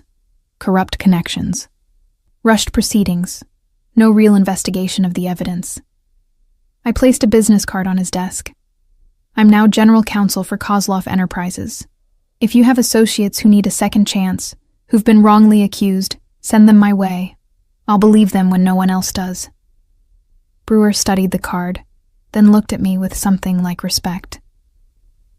You've changed. You're harder now. I survived being destroyed. That changes a person. For what it's worth, I am sorry. You were a brilliant attorney. You deserved better from us. Yes, I agreed. I did, but I've found better elsewhere. I left his office feeling lighter. That chapter was closed now, not with screaming or vengeance, but with quiet dignity. I'd faced the place that had cast me out and shown them I'd survived anyway. Aurelio was waiting in the car. How did it feel? Like closing a door I should have closed years ago. I spent so long focused on what they took from me that I never saw what I found instead. And what did you find? I looked at him. This complicated, dangerous man who'd given me back my life. Purpose. Real justice. And maybe, if I'm brave enough, something more. His hand found mine. You're the bravest person I know, Serafina. Over the next 3 months, I threw myself into legitimizing Kozlov Enterprises. It was intricate, challenging work, untangling decades of questionable dealings, restructuring operations to comply with regulations, negotiating with authorities willing to overlook past issues in exchange for future cooperation. Some of Aurelio's old associates resisted. Profits would decrease if everything was above board. Operations would be constrained by regulations and oversight. But Aurelio backed every change I proposed, even when it cost him personally. This is what I want, he told his consigliere during one particularly contentious meeting. A business I don't have to hide. An empire built on legitimate success, not fear. It will take time, Victor warned. Years before we're fully clean. Then we take years. We're building something that will last, not something that will collapse the moment I'm gone. I watched him during these meetings, seeing the leader he was becoming. Still strong, still commanding, but wielding power differently. Through excellence instead of intimidation. Through strategy instead of violence. And late at night, after the business discussions ended, we talked about other things. His childhood, raised in luxury, but surrounded by danger. My early years, the daughter of a teacher who'd believed in justice and fairness. The paths that had led us both to this moment. Do you miss it? He asked one evening as we sat in his study, brandy glasses in hand. The courtroom drama? The prestige of working for a major firm? No, this is better, more real. I gestured at the contracts spread across his desk. When I draft these agreements, I know they're building something that matters, not just making rich people richer. You're transforming my entire operation. Within 5 years, Kozlov Enterprises will be completely legitimate. That's the goal, though there will always be people who remember what it was before. Let them remember. As long as my children inherit something better. He paused. If I have children. The conversation shifted into territory we'd been carefully avoiding for months. We'd grown close, emotionally, physically, but neither of us had defined what we were becoming. Aurelio. I'm in love with you, he said, the confession stark and honest. I think I have been since you pointed out that trap in my contract. You saw what no one else did. You fought when you had every reason to hide. You made me want to be better. My heart raced. This is complicated. Everything about us is complicated, but that doesn't make it wrong. He set down his glass, moving to kneel beside my chair. I'm not asking you to marry me, Serafina. I'm just asking you to consider a future where we build this together. Not just the business, but something more. A partnership in every sense. I'm afraid, I admitted. I trusted Ronaldo, and he destroyed me. I know you're not him, but the fear is reasonable, expected. I would never ask you to ignore it. His hand covered mine. But I'm asking you to trust that I see you, really see you, and what I see is someone I want beside me for the rest of my life, however long that takes for you to believe. I looked at this man who'd given me back my name, my career, my sense of purpose, who challenged me intellectually, protected me fiercely, and respected my independence even when it would be easier to control. I'm in love with you too, I whispered. I think I have been for longer than I wanted to admit. His kiss was tender, reverent. When we parted, he rested his forehead against mine. Then we'll take it slow. Build trust the way we're building the business, carefully, methodically, with nothing hidden. I'd like that. We sat together in comfortable silence, planning our future the way we planned corporate restructurings, with vision, patience, and absolute commitment to seeing it through. The call from Victor came at 2 a.m. 3 weeks later. I was in my own apartment. I'd maintained it as a symbol of independence, though I spent most nights at the mansion. Aurelio's name appeared on my phone screen. There's a problem, he said without preamble. The Volpe family, they've discovered who was really behind the Martinelli trap. My blood ran cold. How? Someone talked. We're still finding out who. But they know about you, about your role in dismantling their scheme. And Serafina, they know where you live. Where are you? 3 minutes away. Pack essentials only. You're coming to the mansion until we resolve this. He arrived with Victor and 4 security personnel. They swept my apartment efficiently, checking for devices or threats, while I threw clothes and documents into a suitcase with shaking hands. How bad is this? I asked Aurelio. Bad enough that I'm not taking chances with your safety. The Volpes don't forgive easily, and they see you as the reason their plan failed. I didn't do this alone. You're just as responsible. But I'm harder to reach. You're more vulnerable, and they know it. His jaw was tight with controlled anger.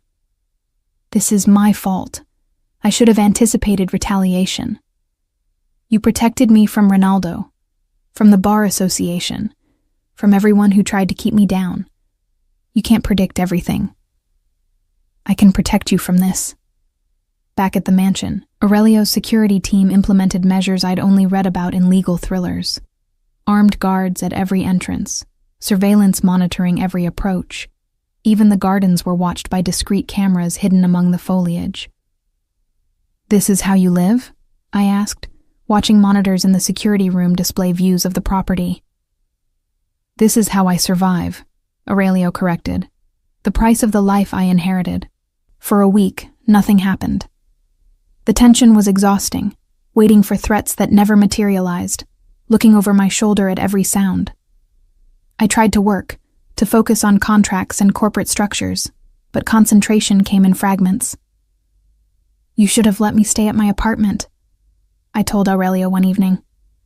This is no way to live. This is temporary, just until we neutralize the threat. And how do you neutralize an entire crime family's vendetta? His expression darkened. By making them understand that targeting you means war. By hitting them so hard they'll think twice about coming after anyone associated with me ever again. The violence implicit in his words should have frightened me. Instead, I felt a fierce satisfaction that someone was finally willing to fight for me. Not just in courtrooms, but in the dangerous shadows where real power operated. The attack came on the 8th night. I was working late in my office when alarms began shrieking through the mansion. Aurelio appeared seconds later, gun in hand, Victor and Dimitri flanking him. "Stay here," Aurelio commanded. "Lock the door. Don't open it for anyone but me." Before I could argue, they were gone. I heard shouts, crashes, then the sharp crack of gunfire. My legal training screamed that I should call the police. My survival instinct whispered that in Aurelio's world, police were not the solution. I locked the door and pressed myself against the wall, away from windows, waiting with my phone in hand and my heart hammering against my ribs. The silence after the chaos was somehow worse than the noise. I had no way to know what had happened, who'd won, whether Aurelio was hurt or worse. Finally, after what felt like hours but was probably 15 minutes, a knock at the door. "Serafina, it's me. Open up." I recognized Aurelio's voice, but caution made me hesitate. "Tell me something only you would know." A pause. "You have a scar on your left shoulder from when you tried to learn ice skating at 12. You told me about it the night we stayed up planning the Martinelli counter-trap." I opened the door. Aurelio stood there, whole and unharmed, though his shirt was torn and there was blood on his hands. Not his, I realized with relief. "Is it over?" "For now. We captured 2 of them. The others fled." His expression was grim. "This won't end until we end it." "Meaning?" "Meaning I'm going to make the Volpe family understand that you're untouchable, that anyone who threatens you answers to me directly. Aurelio, don't start a war over me. This war started the moment they tried to destroy my business. You just gave me the tools to win it." He pulled me close, his embrace fierce. "I won't lose you, Serafina. Not to them. Not to anyone." In his arms, I felt the full weight of what loving him meant. The protection, yes, but also the danger.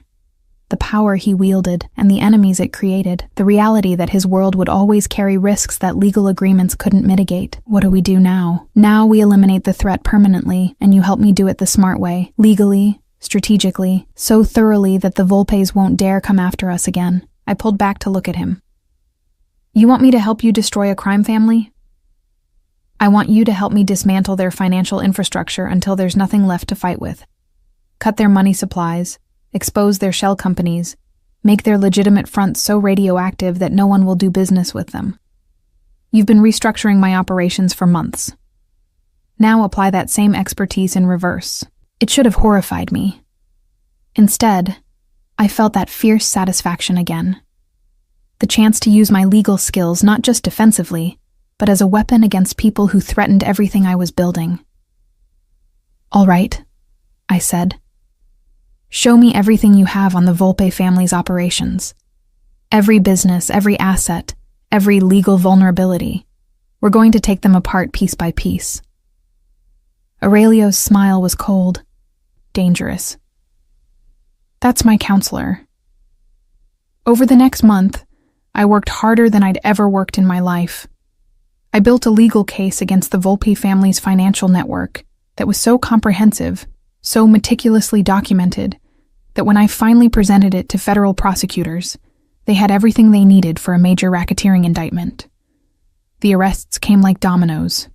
Shell company operators, money launderers, the lawyers and accountants who'd enabled it all.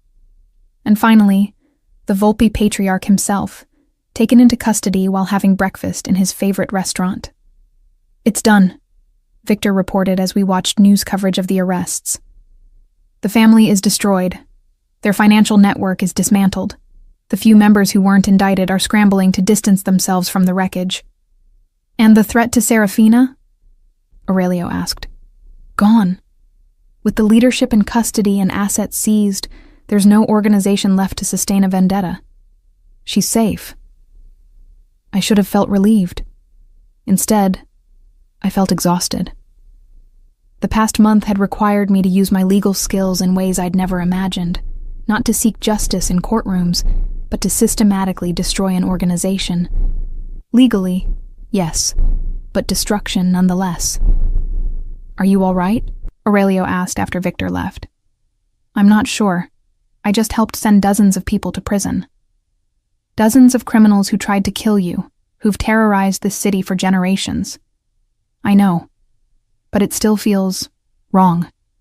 Like I've crossed a line I can't uncross. Aurelio moved to stand beside me at the window overlooking the gardens. You used the law exactly as it was meant to be used. To stop criminals. To protect innocents.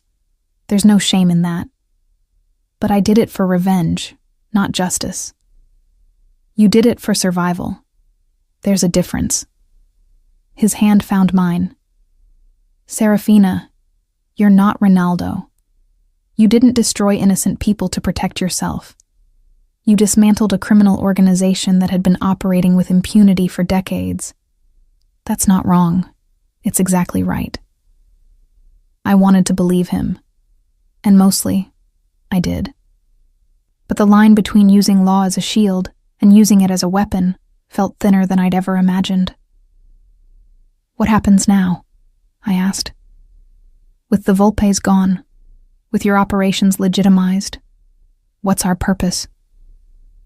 Aurelio turned to face me fully. Our purpose is whatever we choose it to be. We build the business we want. We help people who need second chances. We make something better than what we inherited. And us? What are we? We're whatever you want us to be. Partners, lovers, friends, all of the above. His eyes held mine. I told you I'd wait for you to decide. That offer still stands. I thought about the past 8 months.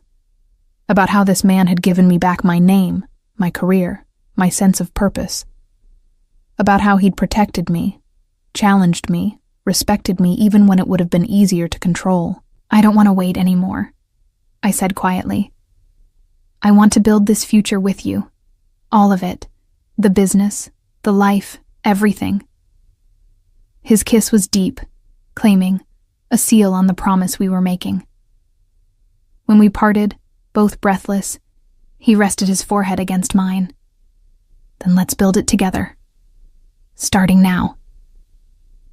6 months later, I stood in a courtroom for the first time since my reinstatement. Not as defendant, but as attorney of record in a case that had consumed the legal community's attention for weeks. The reinstatement hearing of James Morrison, an attorney who'd been disbarred 5 years ago under circumstances remarkably similar to mine. James had been framed by a senior partner at his firm. Evidence planted, witnesses coached, a bar proceeding conducted with minimal investigation. He'd lost everything: career, reputation, family. He'd been working as a paralegal when he read about my reinstatement and reached out, hoping I'd take his case. I'd spent 3 months building his defense, using every lesson I'd learned from my own experience. And today was the hearing that would determine whether he got his life back. All rise for the Honorable Judge Patricia Chen, the bailiff announced. Judge Chen entered, no relation to Richard Chen from Marcetti and Stone, but equally formidable. She'd reviewed my briefs with what I hoped was an open mind. Ms. Romano, she began, I've read your petition on behalf of Mr. Morrison. The parallels to your own case are striking. Yes, Your Honor, which is why I'm uniquely positioned to demonstrate actual innocence and request reinstatement. For the next 2 hours, I presented evidence that would have exonerated James 5 years ago if anyone had bothered to look. Security footage, financial records, testimony from witnesses who'd been intimidated into silence. The opposing counsel, representing the Bar Association, challenged every point. But I'd learned from Aurelio how to anticipate objections, how to build cases so comprehensive that rebuttal became impossible. Your Honor, I concluded, James Morrison was destroyed by the same corrupt system that nearly destroyed me. The difference is that I had resources, protection, someone willing to fight for me. James had none of those things. He deserves the same second chance I received. Judge Chen studied me thoughtfully. This is personal for you. Yes, Your Honor, because I know exactly how it feels to lose everything you've worked for based on lies. And I know how transformative it is when someone finally believes the truth. She nodded slowly. I'll have a decision within 30 days. This hearing is adjourned. Outside the courtroom, James gripped my hand with desperate hope. Thank you for believing me, for fighting. Thank you for trusting me with your case. Whatever happens, you should be proud of surviving this long. Aurelio was waiting at the courthouse steps, his presence drawing attention as always. He'd insisted on attending, sitting in the back row throughout the hearing, a silent show of support. How did it go? He asked. Well, I think. Judge Chen seemed receptive. I took his offered arm as we walked to the car. 30 days until we know.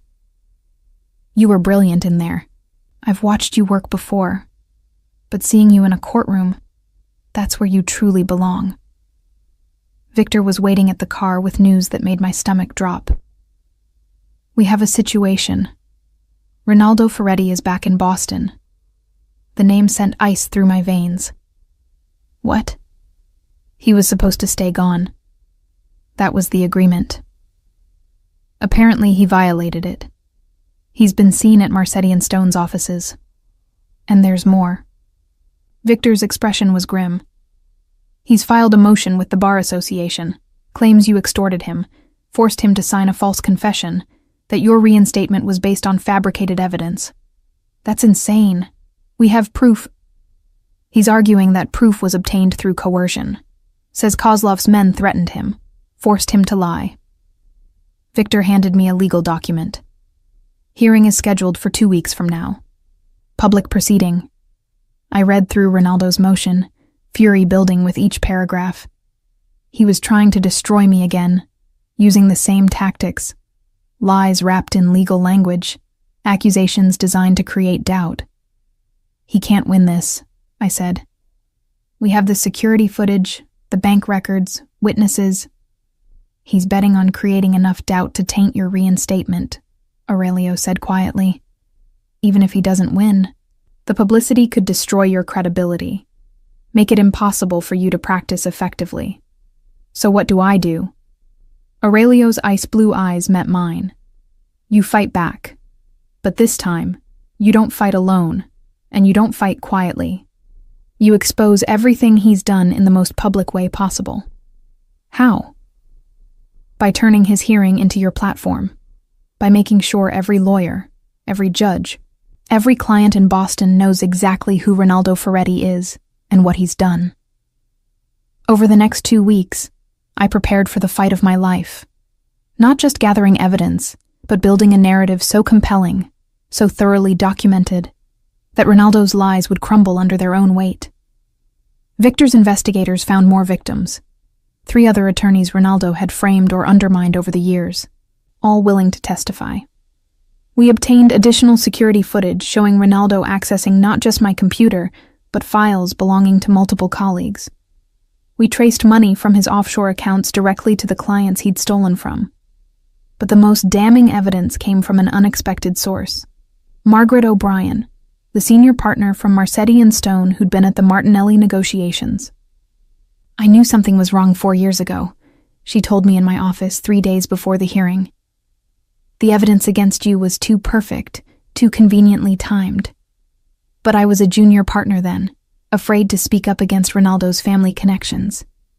What changed? He tried the same thing with a young associate last month. I watched him plant documents in her files, saw the same pattern repeating. I couldn't stay silent again. Her eyes were earnest. I'll testify to everything I witnessed, both 4 years ago and recently. The hearing was held in the largest courtroom in the Suffolk County Courthouse, and it was packed. Word had spread through Boston's legal community that this would be a spectacle, a public battle between a reinstated attorney and the man who'd destroyed her career. I sat at the respondents' table with Aurelio beside me. He'd insisted on attending, wanted everyone to see his support. Victor and Dimitri sat in the front row, along with Maria from the mansion and James Morrison, whose own reinstatement had been granted 3 days earlier. Ronaldo entered with his attorney, a sharp-faced man from one of Boston's most aggressive firms. He looked confident, polished, every inch the successful lawyer he'd built himself into on the foundation of my destroyed reputation. The three-judge panel entered, Judge Chen presiding, flanked by 2 other senior members of the Bar Oversight Committee. This hearing, Judge Chen began, concerns allegations by attorney Ronaldo Ferretti that his previous confession regarding the 2022 disbarment of attorney Serafina Romano was obtained through coercion and threats. Mr. Ferretti, you may present your case. For the next hour, Ronaldo's attorney painted a picture of me as a vengeful woman who'd aligned herself with organized crime to destroy an innocent man. He claimed Victor's investigators had threatened Ronaldo's family, that Aurelio had used his notorious reputation to intimidate Ronaldo into signing a false confession.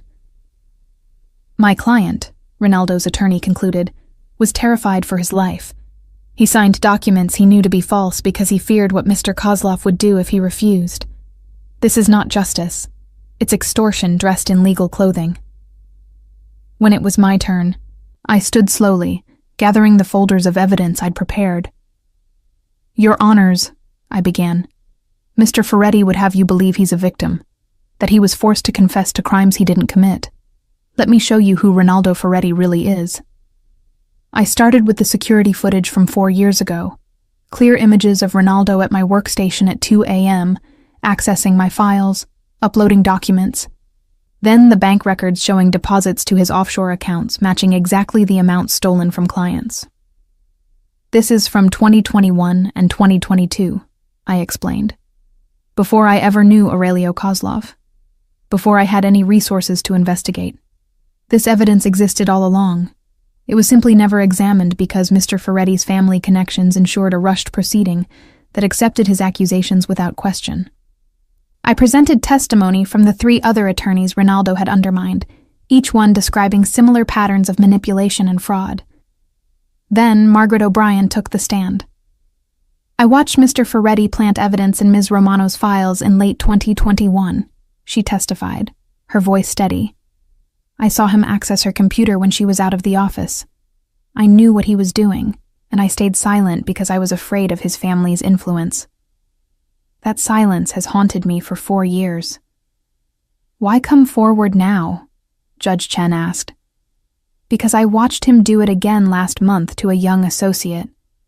The same pattern, the same techniques. I couldn't let another career be destroyed by my cowardice. Ronaldo's attorney tried to discredit her, but Margaret had brought her own evidence. Emails she'd saved, documenting her suspicions, dated from 2021.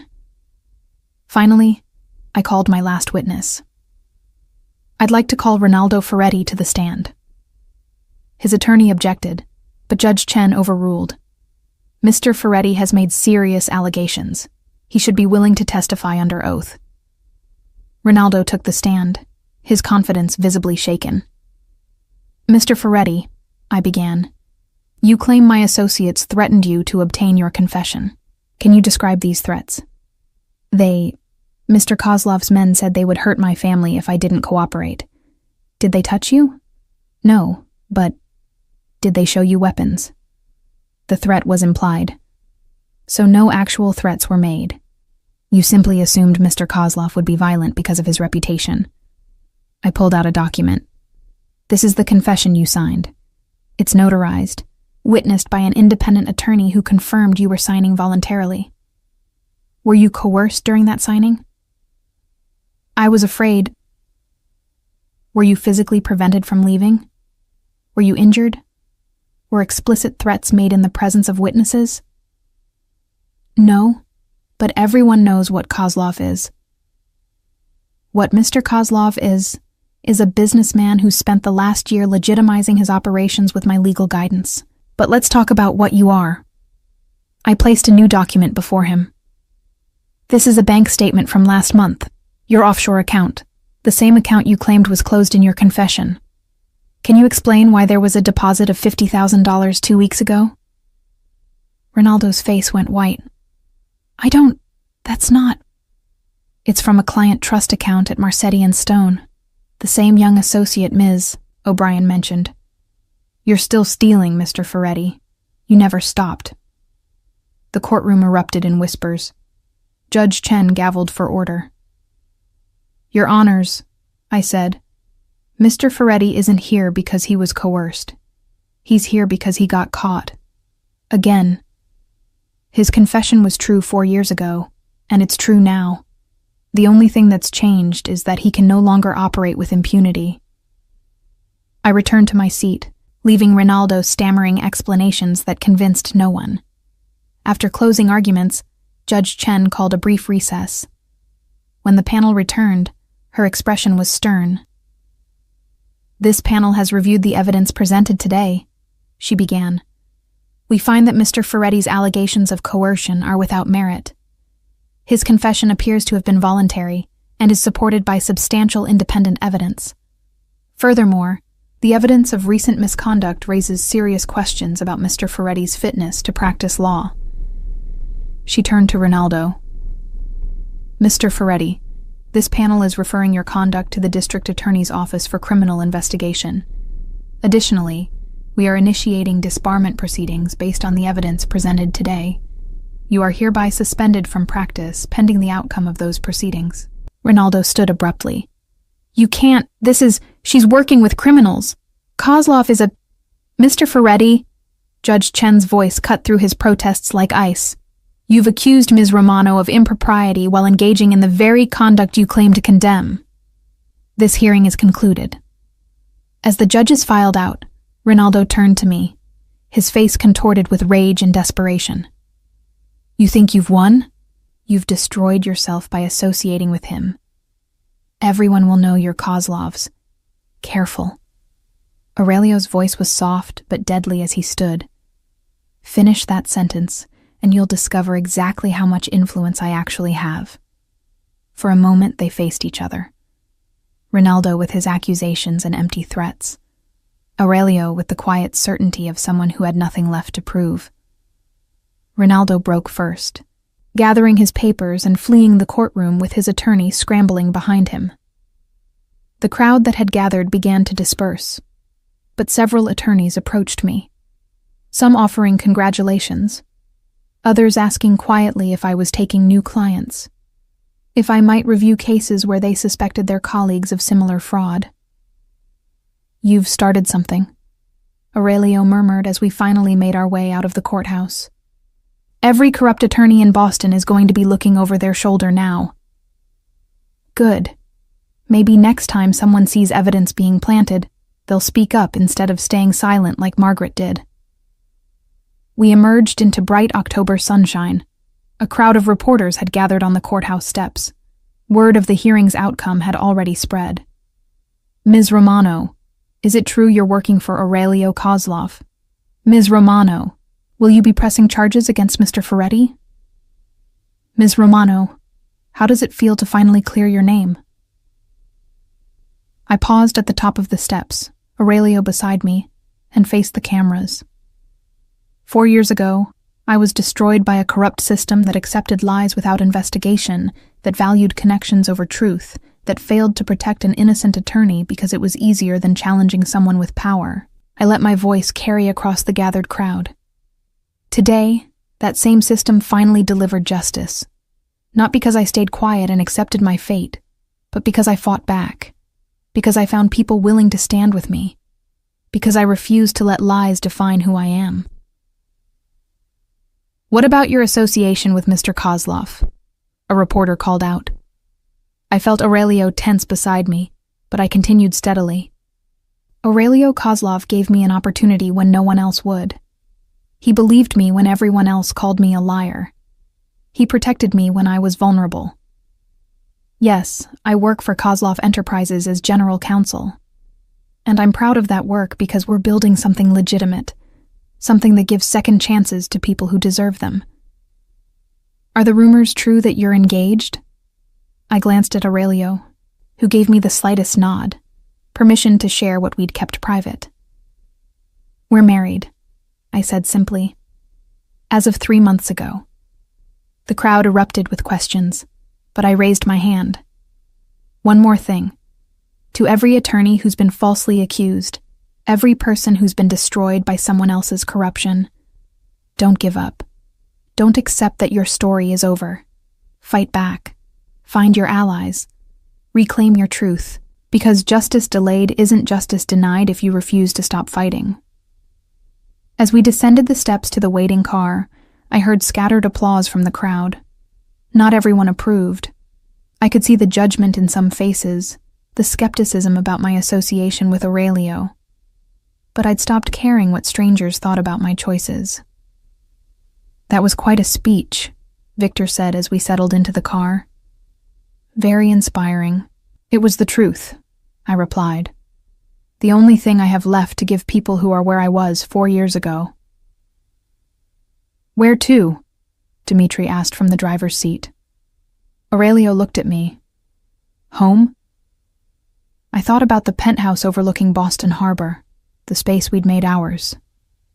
But that's not where I needed to go right now. Actually, there's somewhere else I need to be first.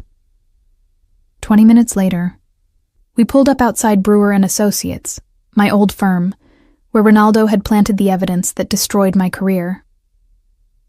"Are you sure about this?" Aurelio asked. "I need to do this, to close this door properly." I looked at him. "Will you come with me?" "Always." Robert Brewer's assistant looked shocked when we entered.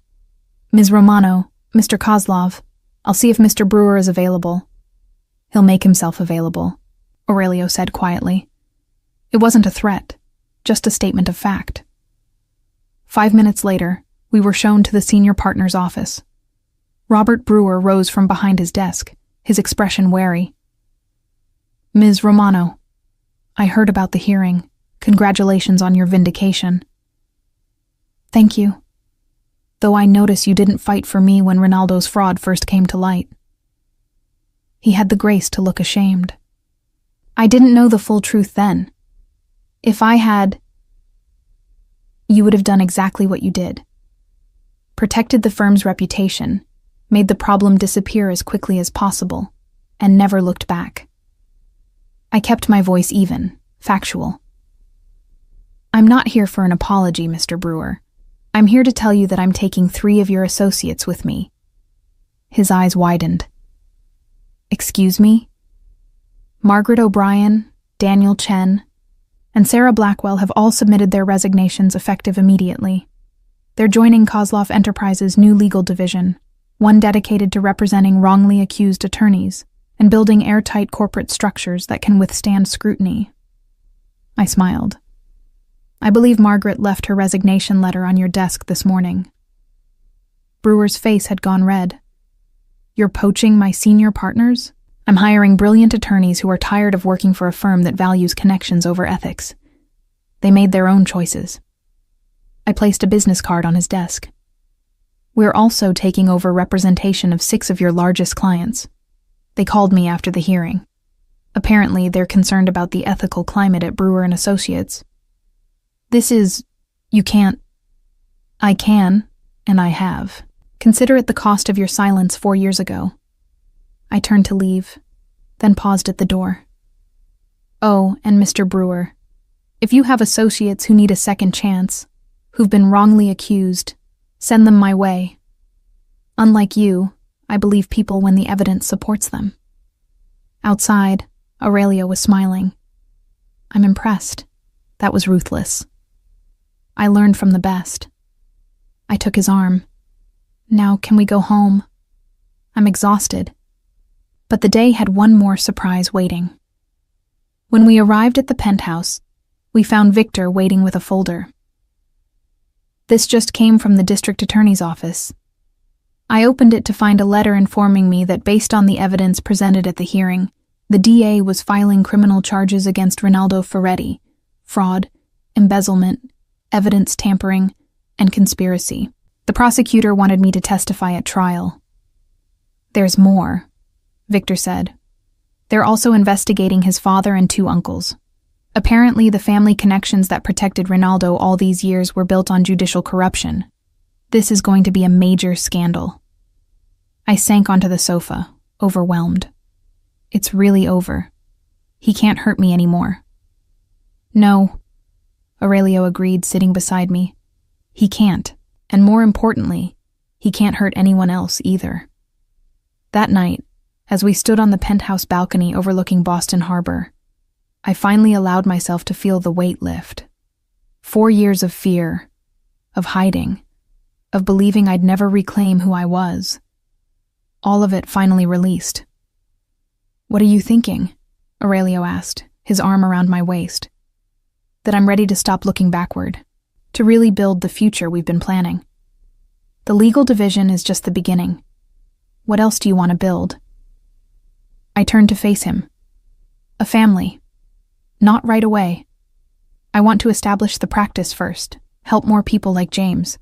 But in a year or two, when Kozlov Enterprises is completely legitimate, when we can give children a life without looking over our shoulders."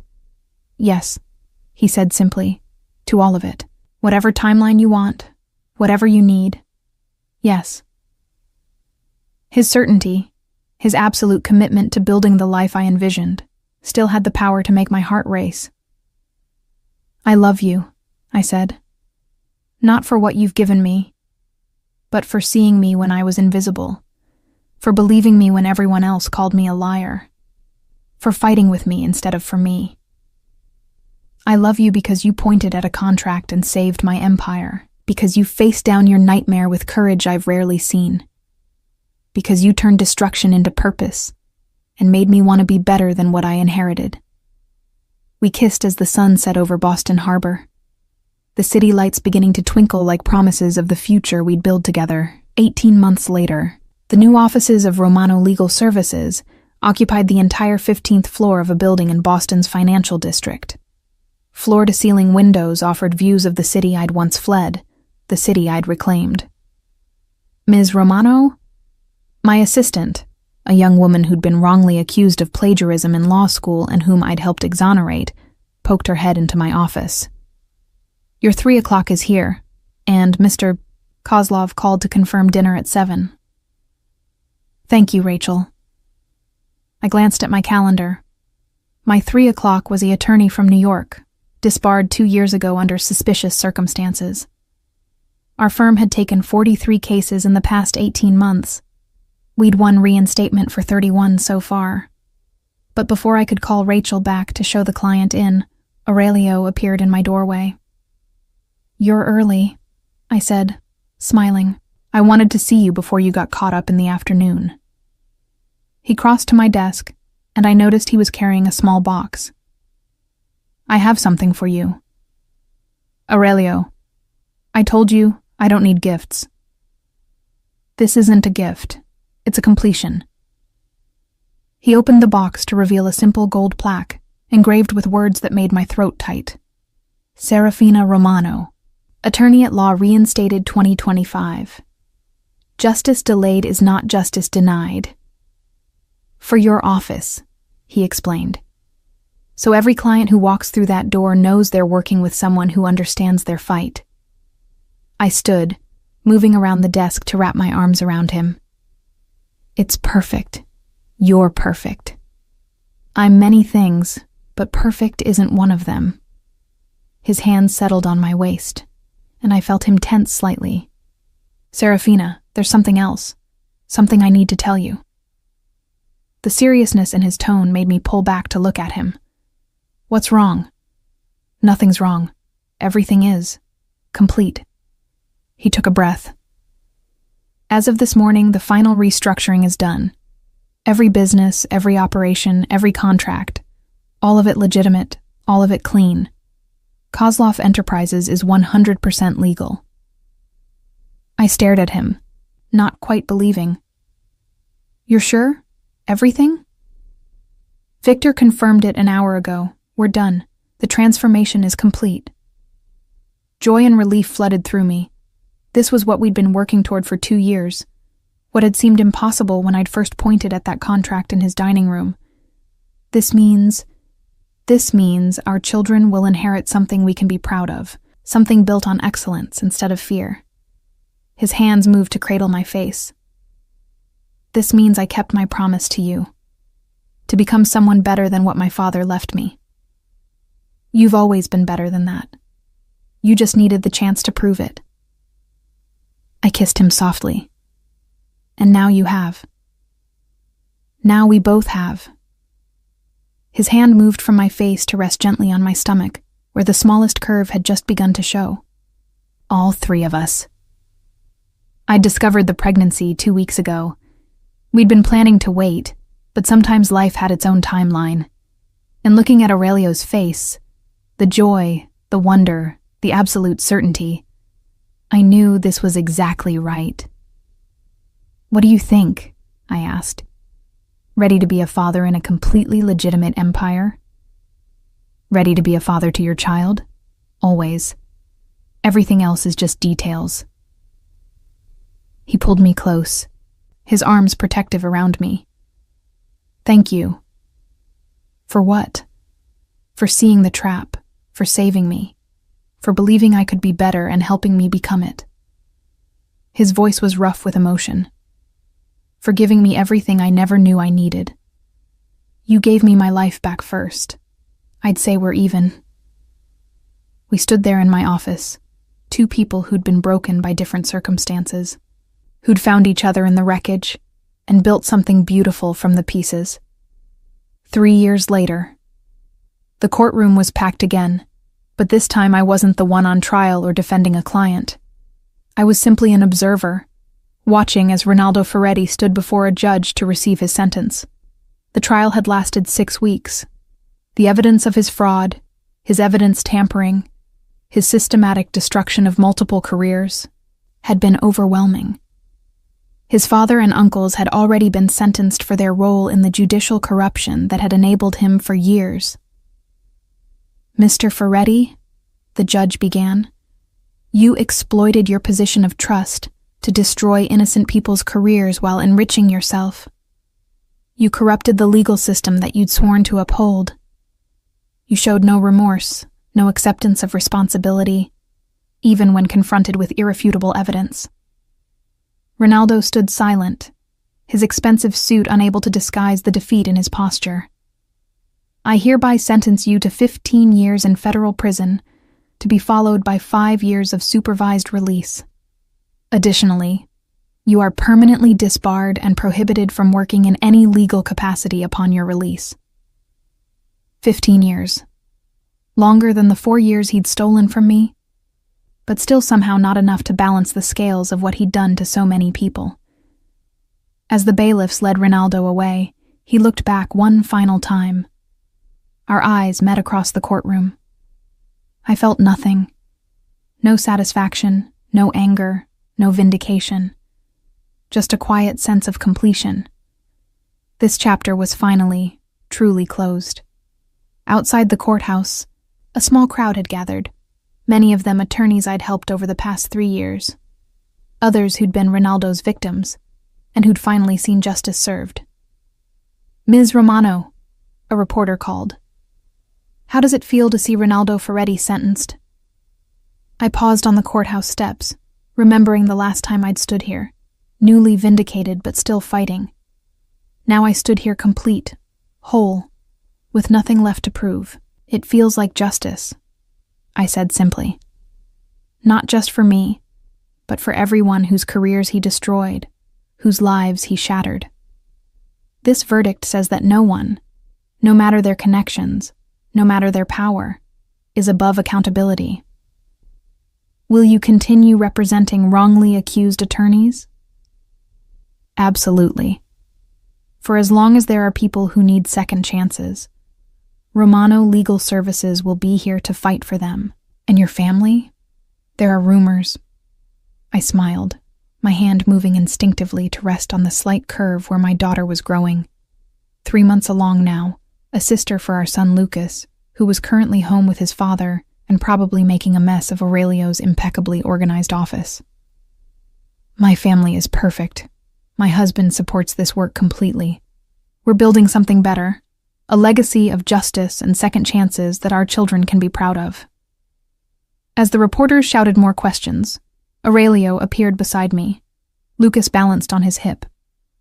Our 2-year-old son had his father's dark hair and my hazel eyes, and he'd somehow convinced Aurelio to let him wear his favorite dinosaur shirt to the courthouse. "Mama!" Lucas reached for me, and I took him, savoring the solid weight of him in my arms. How did he do? I asked Aurelio. Perfect. Only climbed on my desk twice and reorganized exactly one drawer of legal files by color. Aurelio's expression was soft as he looked at our son. Victor says the damage is minimal. I helped, Lucas announced proudly. You absolutely did. I kissed the top of his head, then looked at Aurelio. Ready to go home? Always. As we walked to the car, I reflected on how far we'd traveled from that night in his dining room. Aurelio had transformed his empire into a completely legitimate corporation. Kozlov Enterprises was now known for innovation and integrity, frequently featured in business journals as a model for ethical corporate structure. The old ghosts of his father's violence had been exorcised, replaced by a reputation built on excellence. My own practice had grown beyond anything I'd imagined. 43 cases had become 200. I'd trained a team of attorneys who specialized in wrongful disbarments and helped establish new oversight protocols at the Bar Association to prevent cases like mine from happening again. But more than professional success, we'd built a life, a real family.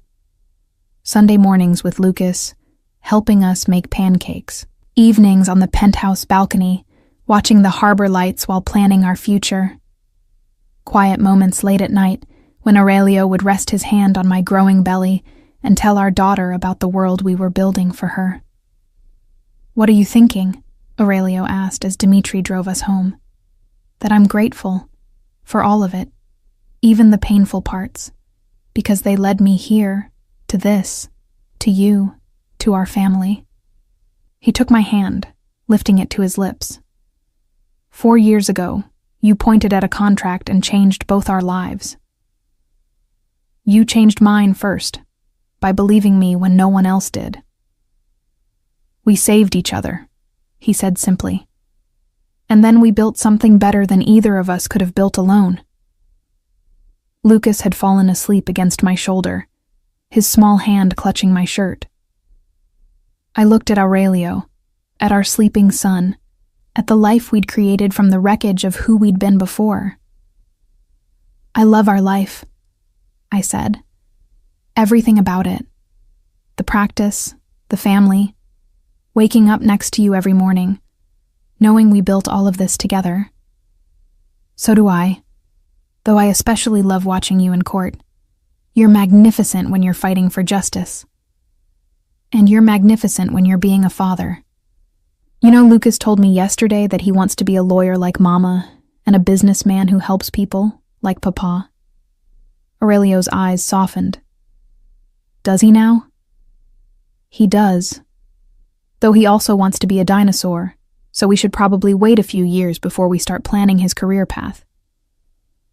We laughed together, the sound filling the car with warmth. 5 years later, the ribbon-cutting ceremony for the new Romano Legal Services office in New York was attended by over 300 people, clients past and present, attorneys we'd trained, judges who'd presided over our reinstatement cases, and representatives from bar associations across the country who were implementing the oversight reforms we'd championed. I stood at the podium, 7 months pregnant with our third child, with Aurelio beside me and our children in the front row. Lucas, now 7, and Amelia, 4, both wearing their best clothes and trying very hard to sit still. 8 years ago, I began. I was a disgraced attorney working as a cook, hiding from the world, convinced my life was over. Today, I stand here as the founder of a practice that's helped 743 attorneys reclaim their careers and their dignity. I paused, looking at the faces in the crowd, so many of them people whose lives had intersected with mine through shared struggles and victories. But this work was never about me. It was about proving that the system could do better, that second chances matter. That truth and justice are worth fighting for, even when the fight seems impossible. My gaze found Aurelio, who was watching me with the same intensity he'd had that night I'd pointed at his contract. Except now it was tempered with love, with partnership, with the shared knowledge of everything we'd built together. Someone once told me that we're never truly destroyed unless we choose to stay broken, that the pieces we're left with can build something even better than what we had before. I've spent 8 years proving that truth, not just for myself, but for every person who walks through our doors believing their story is over. I rested my hand on my belly, where our son, we'd learned last week it was a boy, kicked against my palm as if affirming my words. This new office represents our commitment to expanding that work, to making sure that from New York to Boston to every city where injustice happens, there are people willing to fight back, to stand up for truth, to refuse to let corruption win. The applause was thunderous. As I cut the ribbon officially opening the new office, I felt Aurelio's hand at the small of my back, his constant support, his steady presence. Later, after the ceremony, after the reception, after we'd tucked Lucas and Amelia into bed in our hotel suite, Aurelio and I stood at the window overlooking Central Park. "You were amazing today," he said, his arms around me from behind, his hands resting on my swollen belly. "Though you really should be resting more. You're 7 months pregnant and expanding a multi-state legal practice." "I'm fine, strong as ever. Besides, someone once told me that courage means being afraid and doing it anyway." That someone was wise. I turned in his arms to face him. That someone gave me back my life and then helped me build something better than I'd ever imagined possible. We built it together. Your vision, my resources, our combined determination to create something that matters. "Do you ever miss it?" I asked. "The old life, the power that came from fear instead of excellence." He was quiet for a moment, considering. "Sometimes I miss the simplicity of it. No committees, no oversight, no need to justify every decision. But then I come home to you and our children, to a life built on something sustainable and true, and I know I'd never go back. What we have now is better in every way that matters. Even though it's harder, even though you had to completely transform everything your father left you. Especially because of that. My father's empire was built on violence and fear. It would have destroyed my children the way it nearly destroyed me. What we've built, legitimate businesses, ethical practices, a reputation for integrity, that's something they can inherit without shame." I stood on my toes to kiss him. "You're a good man, Aurelio Kozlov. Even better than I knew that first night when you demanded to know what I'd seen in your contract. And you're extraordinary, Serafina Romano. Though I knew that the moment you were brave enough to speak up." His hands moved to cradle my face. "Thank you for saving me first, for pointing at that contract and changing everything. Thank you for believing me, for fighting for me, for helping me become someone who could save myself." We stood there in our hotel room, two people who'd found each other in the aftermath of destruction, who'd built an empire of second chances from the pieces of their broken lives. 10 years later, I stood in the Supreme Court of Massachusetts, waiting to be sworn in as the newest Associate Justice. The nomination had been unexpected.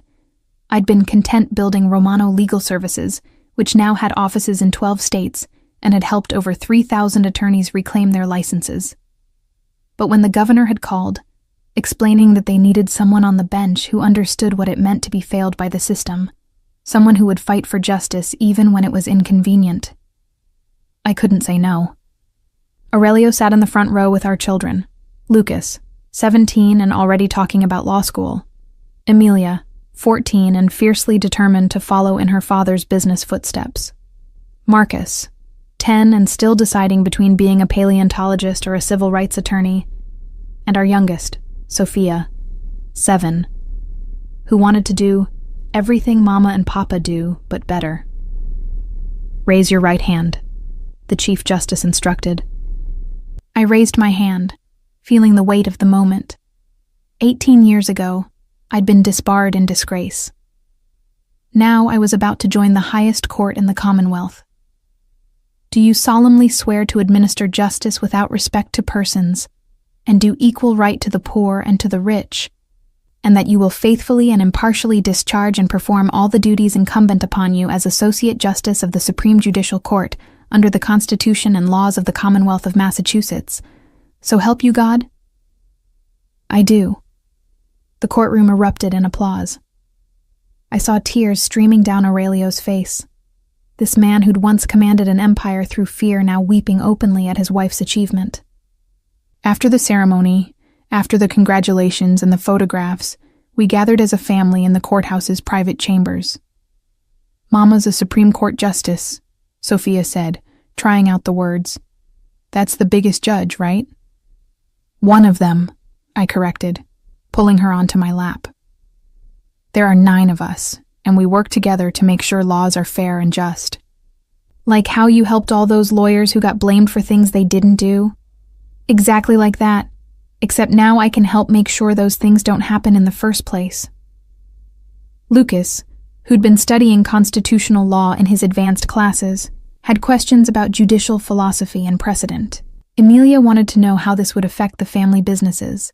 She'd been working part-time at Kozloff Enterprises and had a strategic mind that rivaled her father's. Marcus asked if I'd ever rule on cases involving dinosaurs, and we all laughed. Later, when the children were distracted by their cousins, Victor's daughter had brought her new baby, and they were all cooing over her. Aurelio pulled me aside. "Justice Romano," he said, testing out my new title. "It suits you. I prefer it when you call me Serafina." "Serafina," he repeated, his voice soft. "My brilliant wife, mother of my children, savior of my soul, and now Supreme Court Justice. Have I told you lately that you're remarkable?" "You tell me every day, but I never get tired of hearing it." He took my hands in his. 18 years ago, you walked into my dining room to serve me dinner, and you saw a trap that would have destroyed everything I'd built. You spoke up when you had every reason to stay silent. You trusted me when you had every reason to be afraid. And you changed both our lives completely. You changed mine first, by giving me the chance to be who I really was, instead of who circumstances had forced me to become. "We saved each other," he said, repeating words that had become our truth. "And then we built something extraordinary." I looked around the room, at our children, healthy and happy and free from the shadows that had haunted both Aurelio's childhood and my young adulthood. At Victor, who'd become family, whose loyalty had never wavered. At the attorneys I'd mentored who'd come to celebrate this moment. At the judges and politicians and community leaders who'd learned to respect the name Romano not for scandal, but for justice. "Do you ever think about that night?" I asked Aurelio. "About what would have happened if I'd stayed silent, if I'd just served your dinner and walked away?" "Every day. I think about how close I came to signing that contract, to losing everything. How close I came to never really knowing you." His arms wrapped around me. "I think about all the moments that had to align perfectly. You needing a job, my house needing a cook, that specific contract arriving on that specific night when you happened to see it." "Fate," I said. "Justice," he corrected. "The universe's way of balancing scales. You deserved better than what Ronaldo did to you. I deserved better than what my father left me. And somehow, we found each other and made those better futures real." As the reception continued around us, I let myself feel the full measure of what we'd accomplished. Not just professionally, the successful practice, the reformed Bar Association procedures, the judicial appointment that would let me protect others the way I'd been protected. But personally, a family built on love and truth, children who would inherit a legacy of integrity, a marriage between 2 people who'd learned that strength isn't about controlling others, but about building with them. "Do you know what I'm most proud of?" I asked Aurelio. "Tell me." "That our children will never know what it feels like to be powerless. That they're growing up believing justice is possible, that second chances exist, that people can transform themselves completely if they're willing to do the work."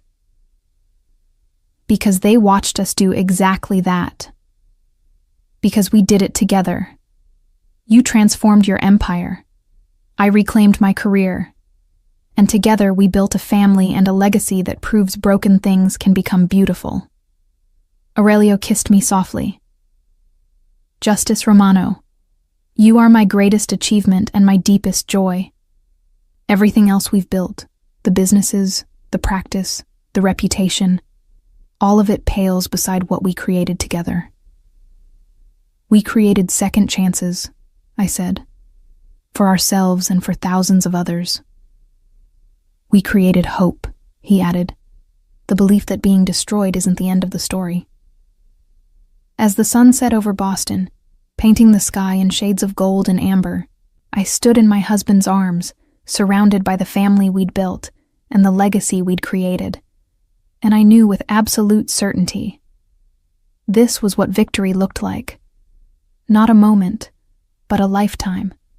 Not perfection, but transformation. Not the absence of struggle, but the triumph that comes from refusing to let struggle define you. 18 years ago, I'd pointed at a line in a contract and saved a stranger's empire. He'd believed me and given me back my life. Together, we'd built something better than either of us could have imagined alone.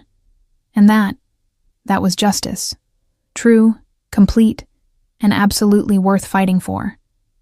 Hello, dear. If this story touched your heart in any way, please leave a like.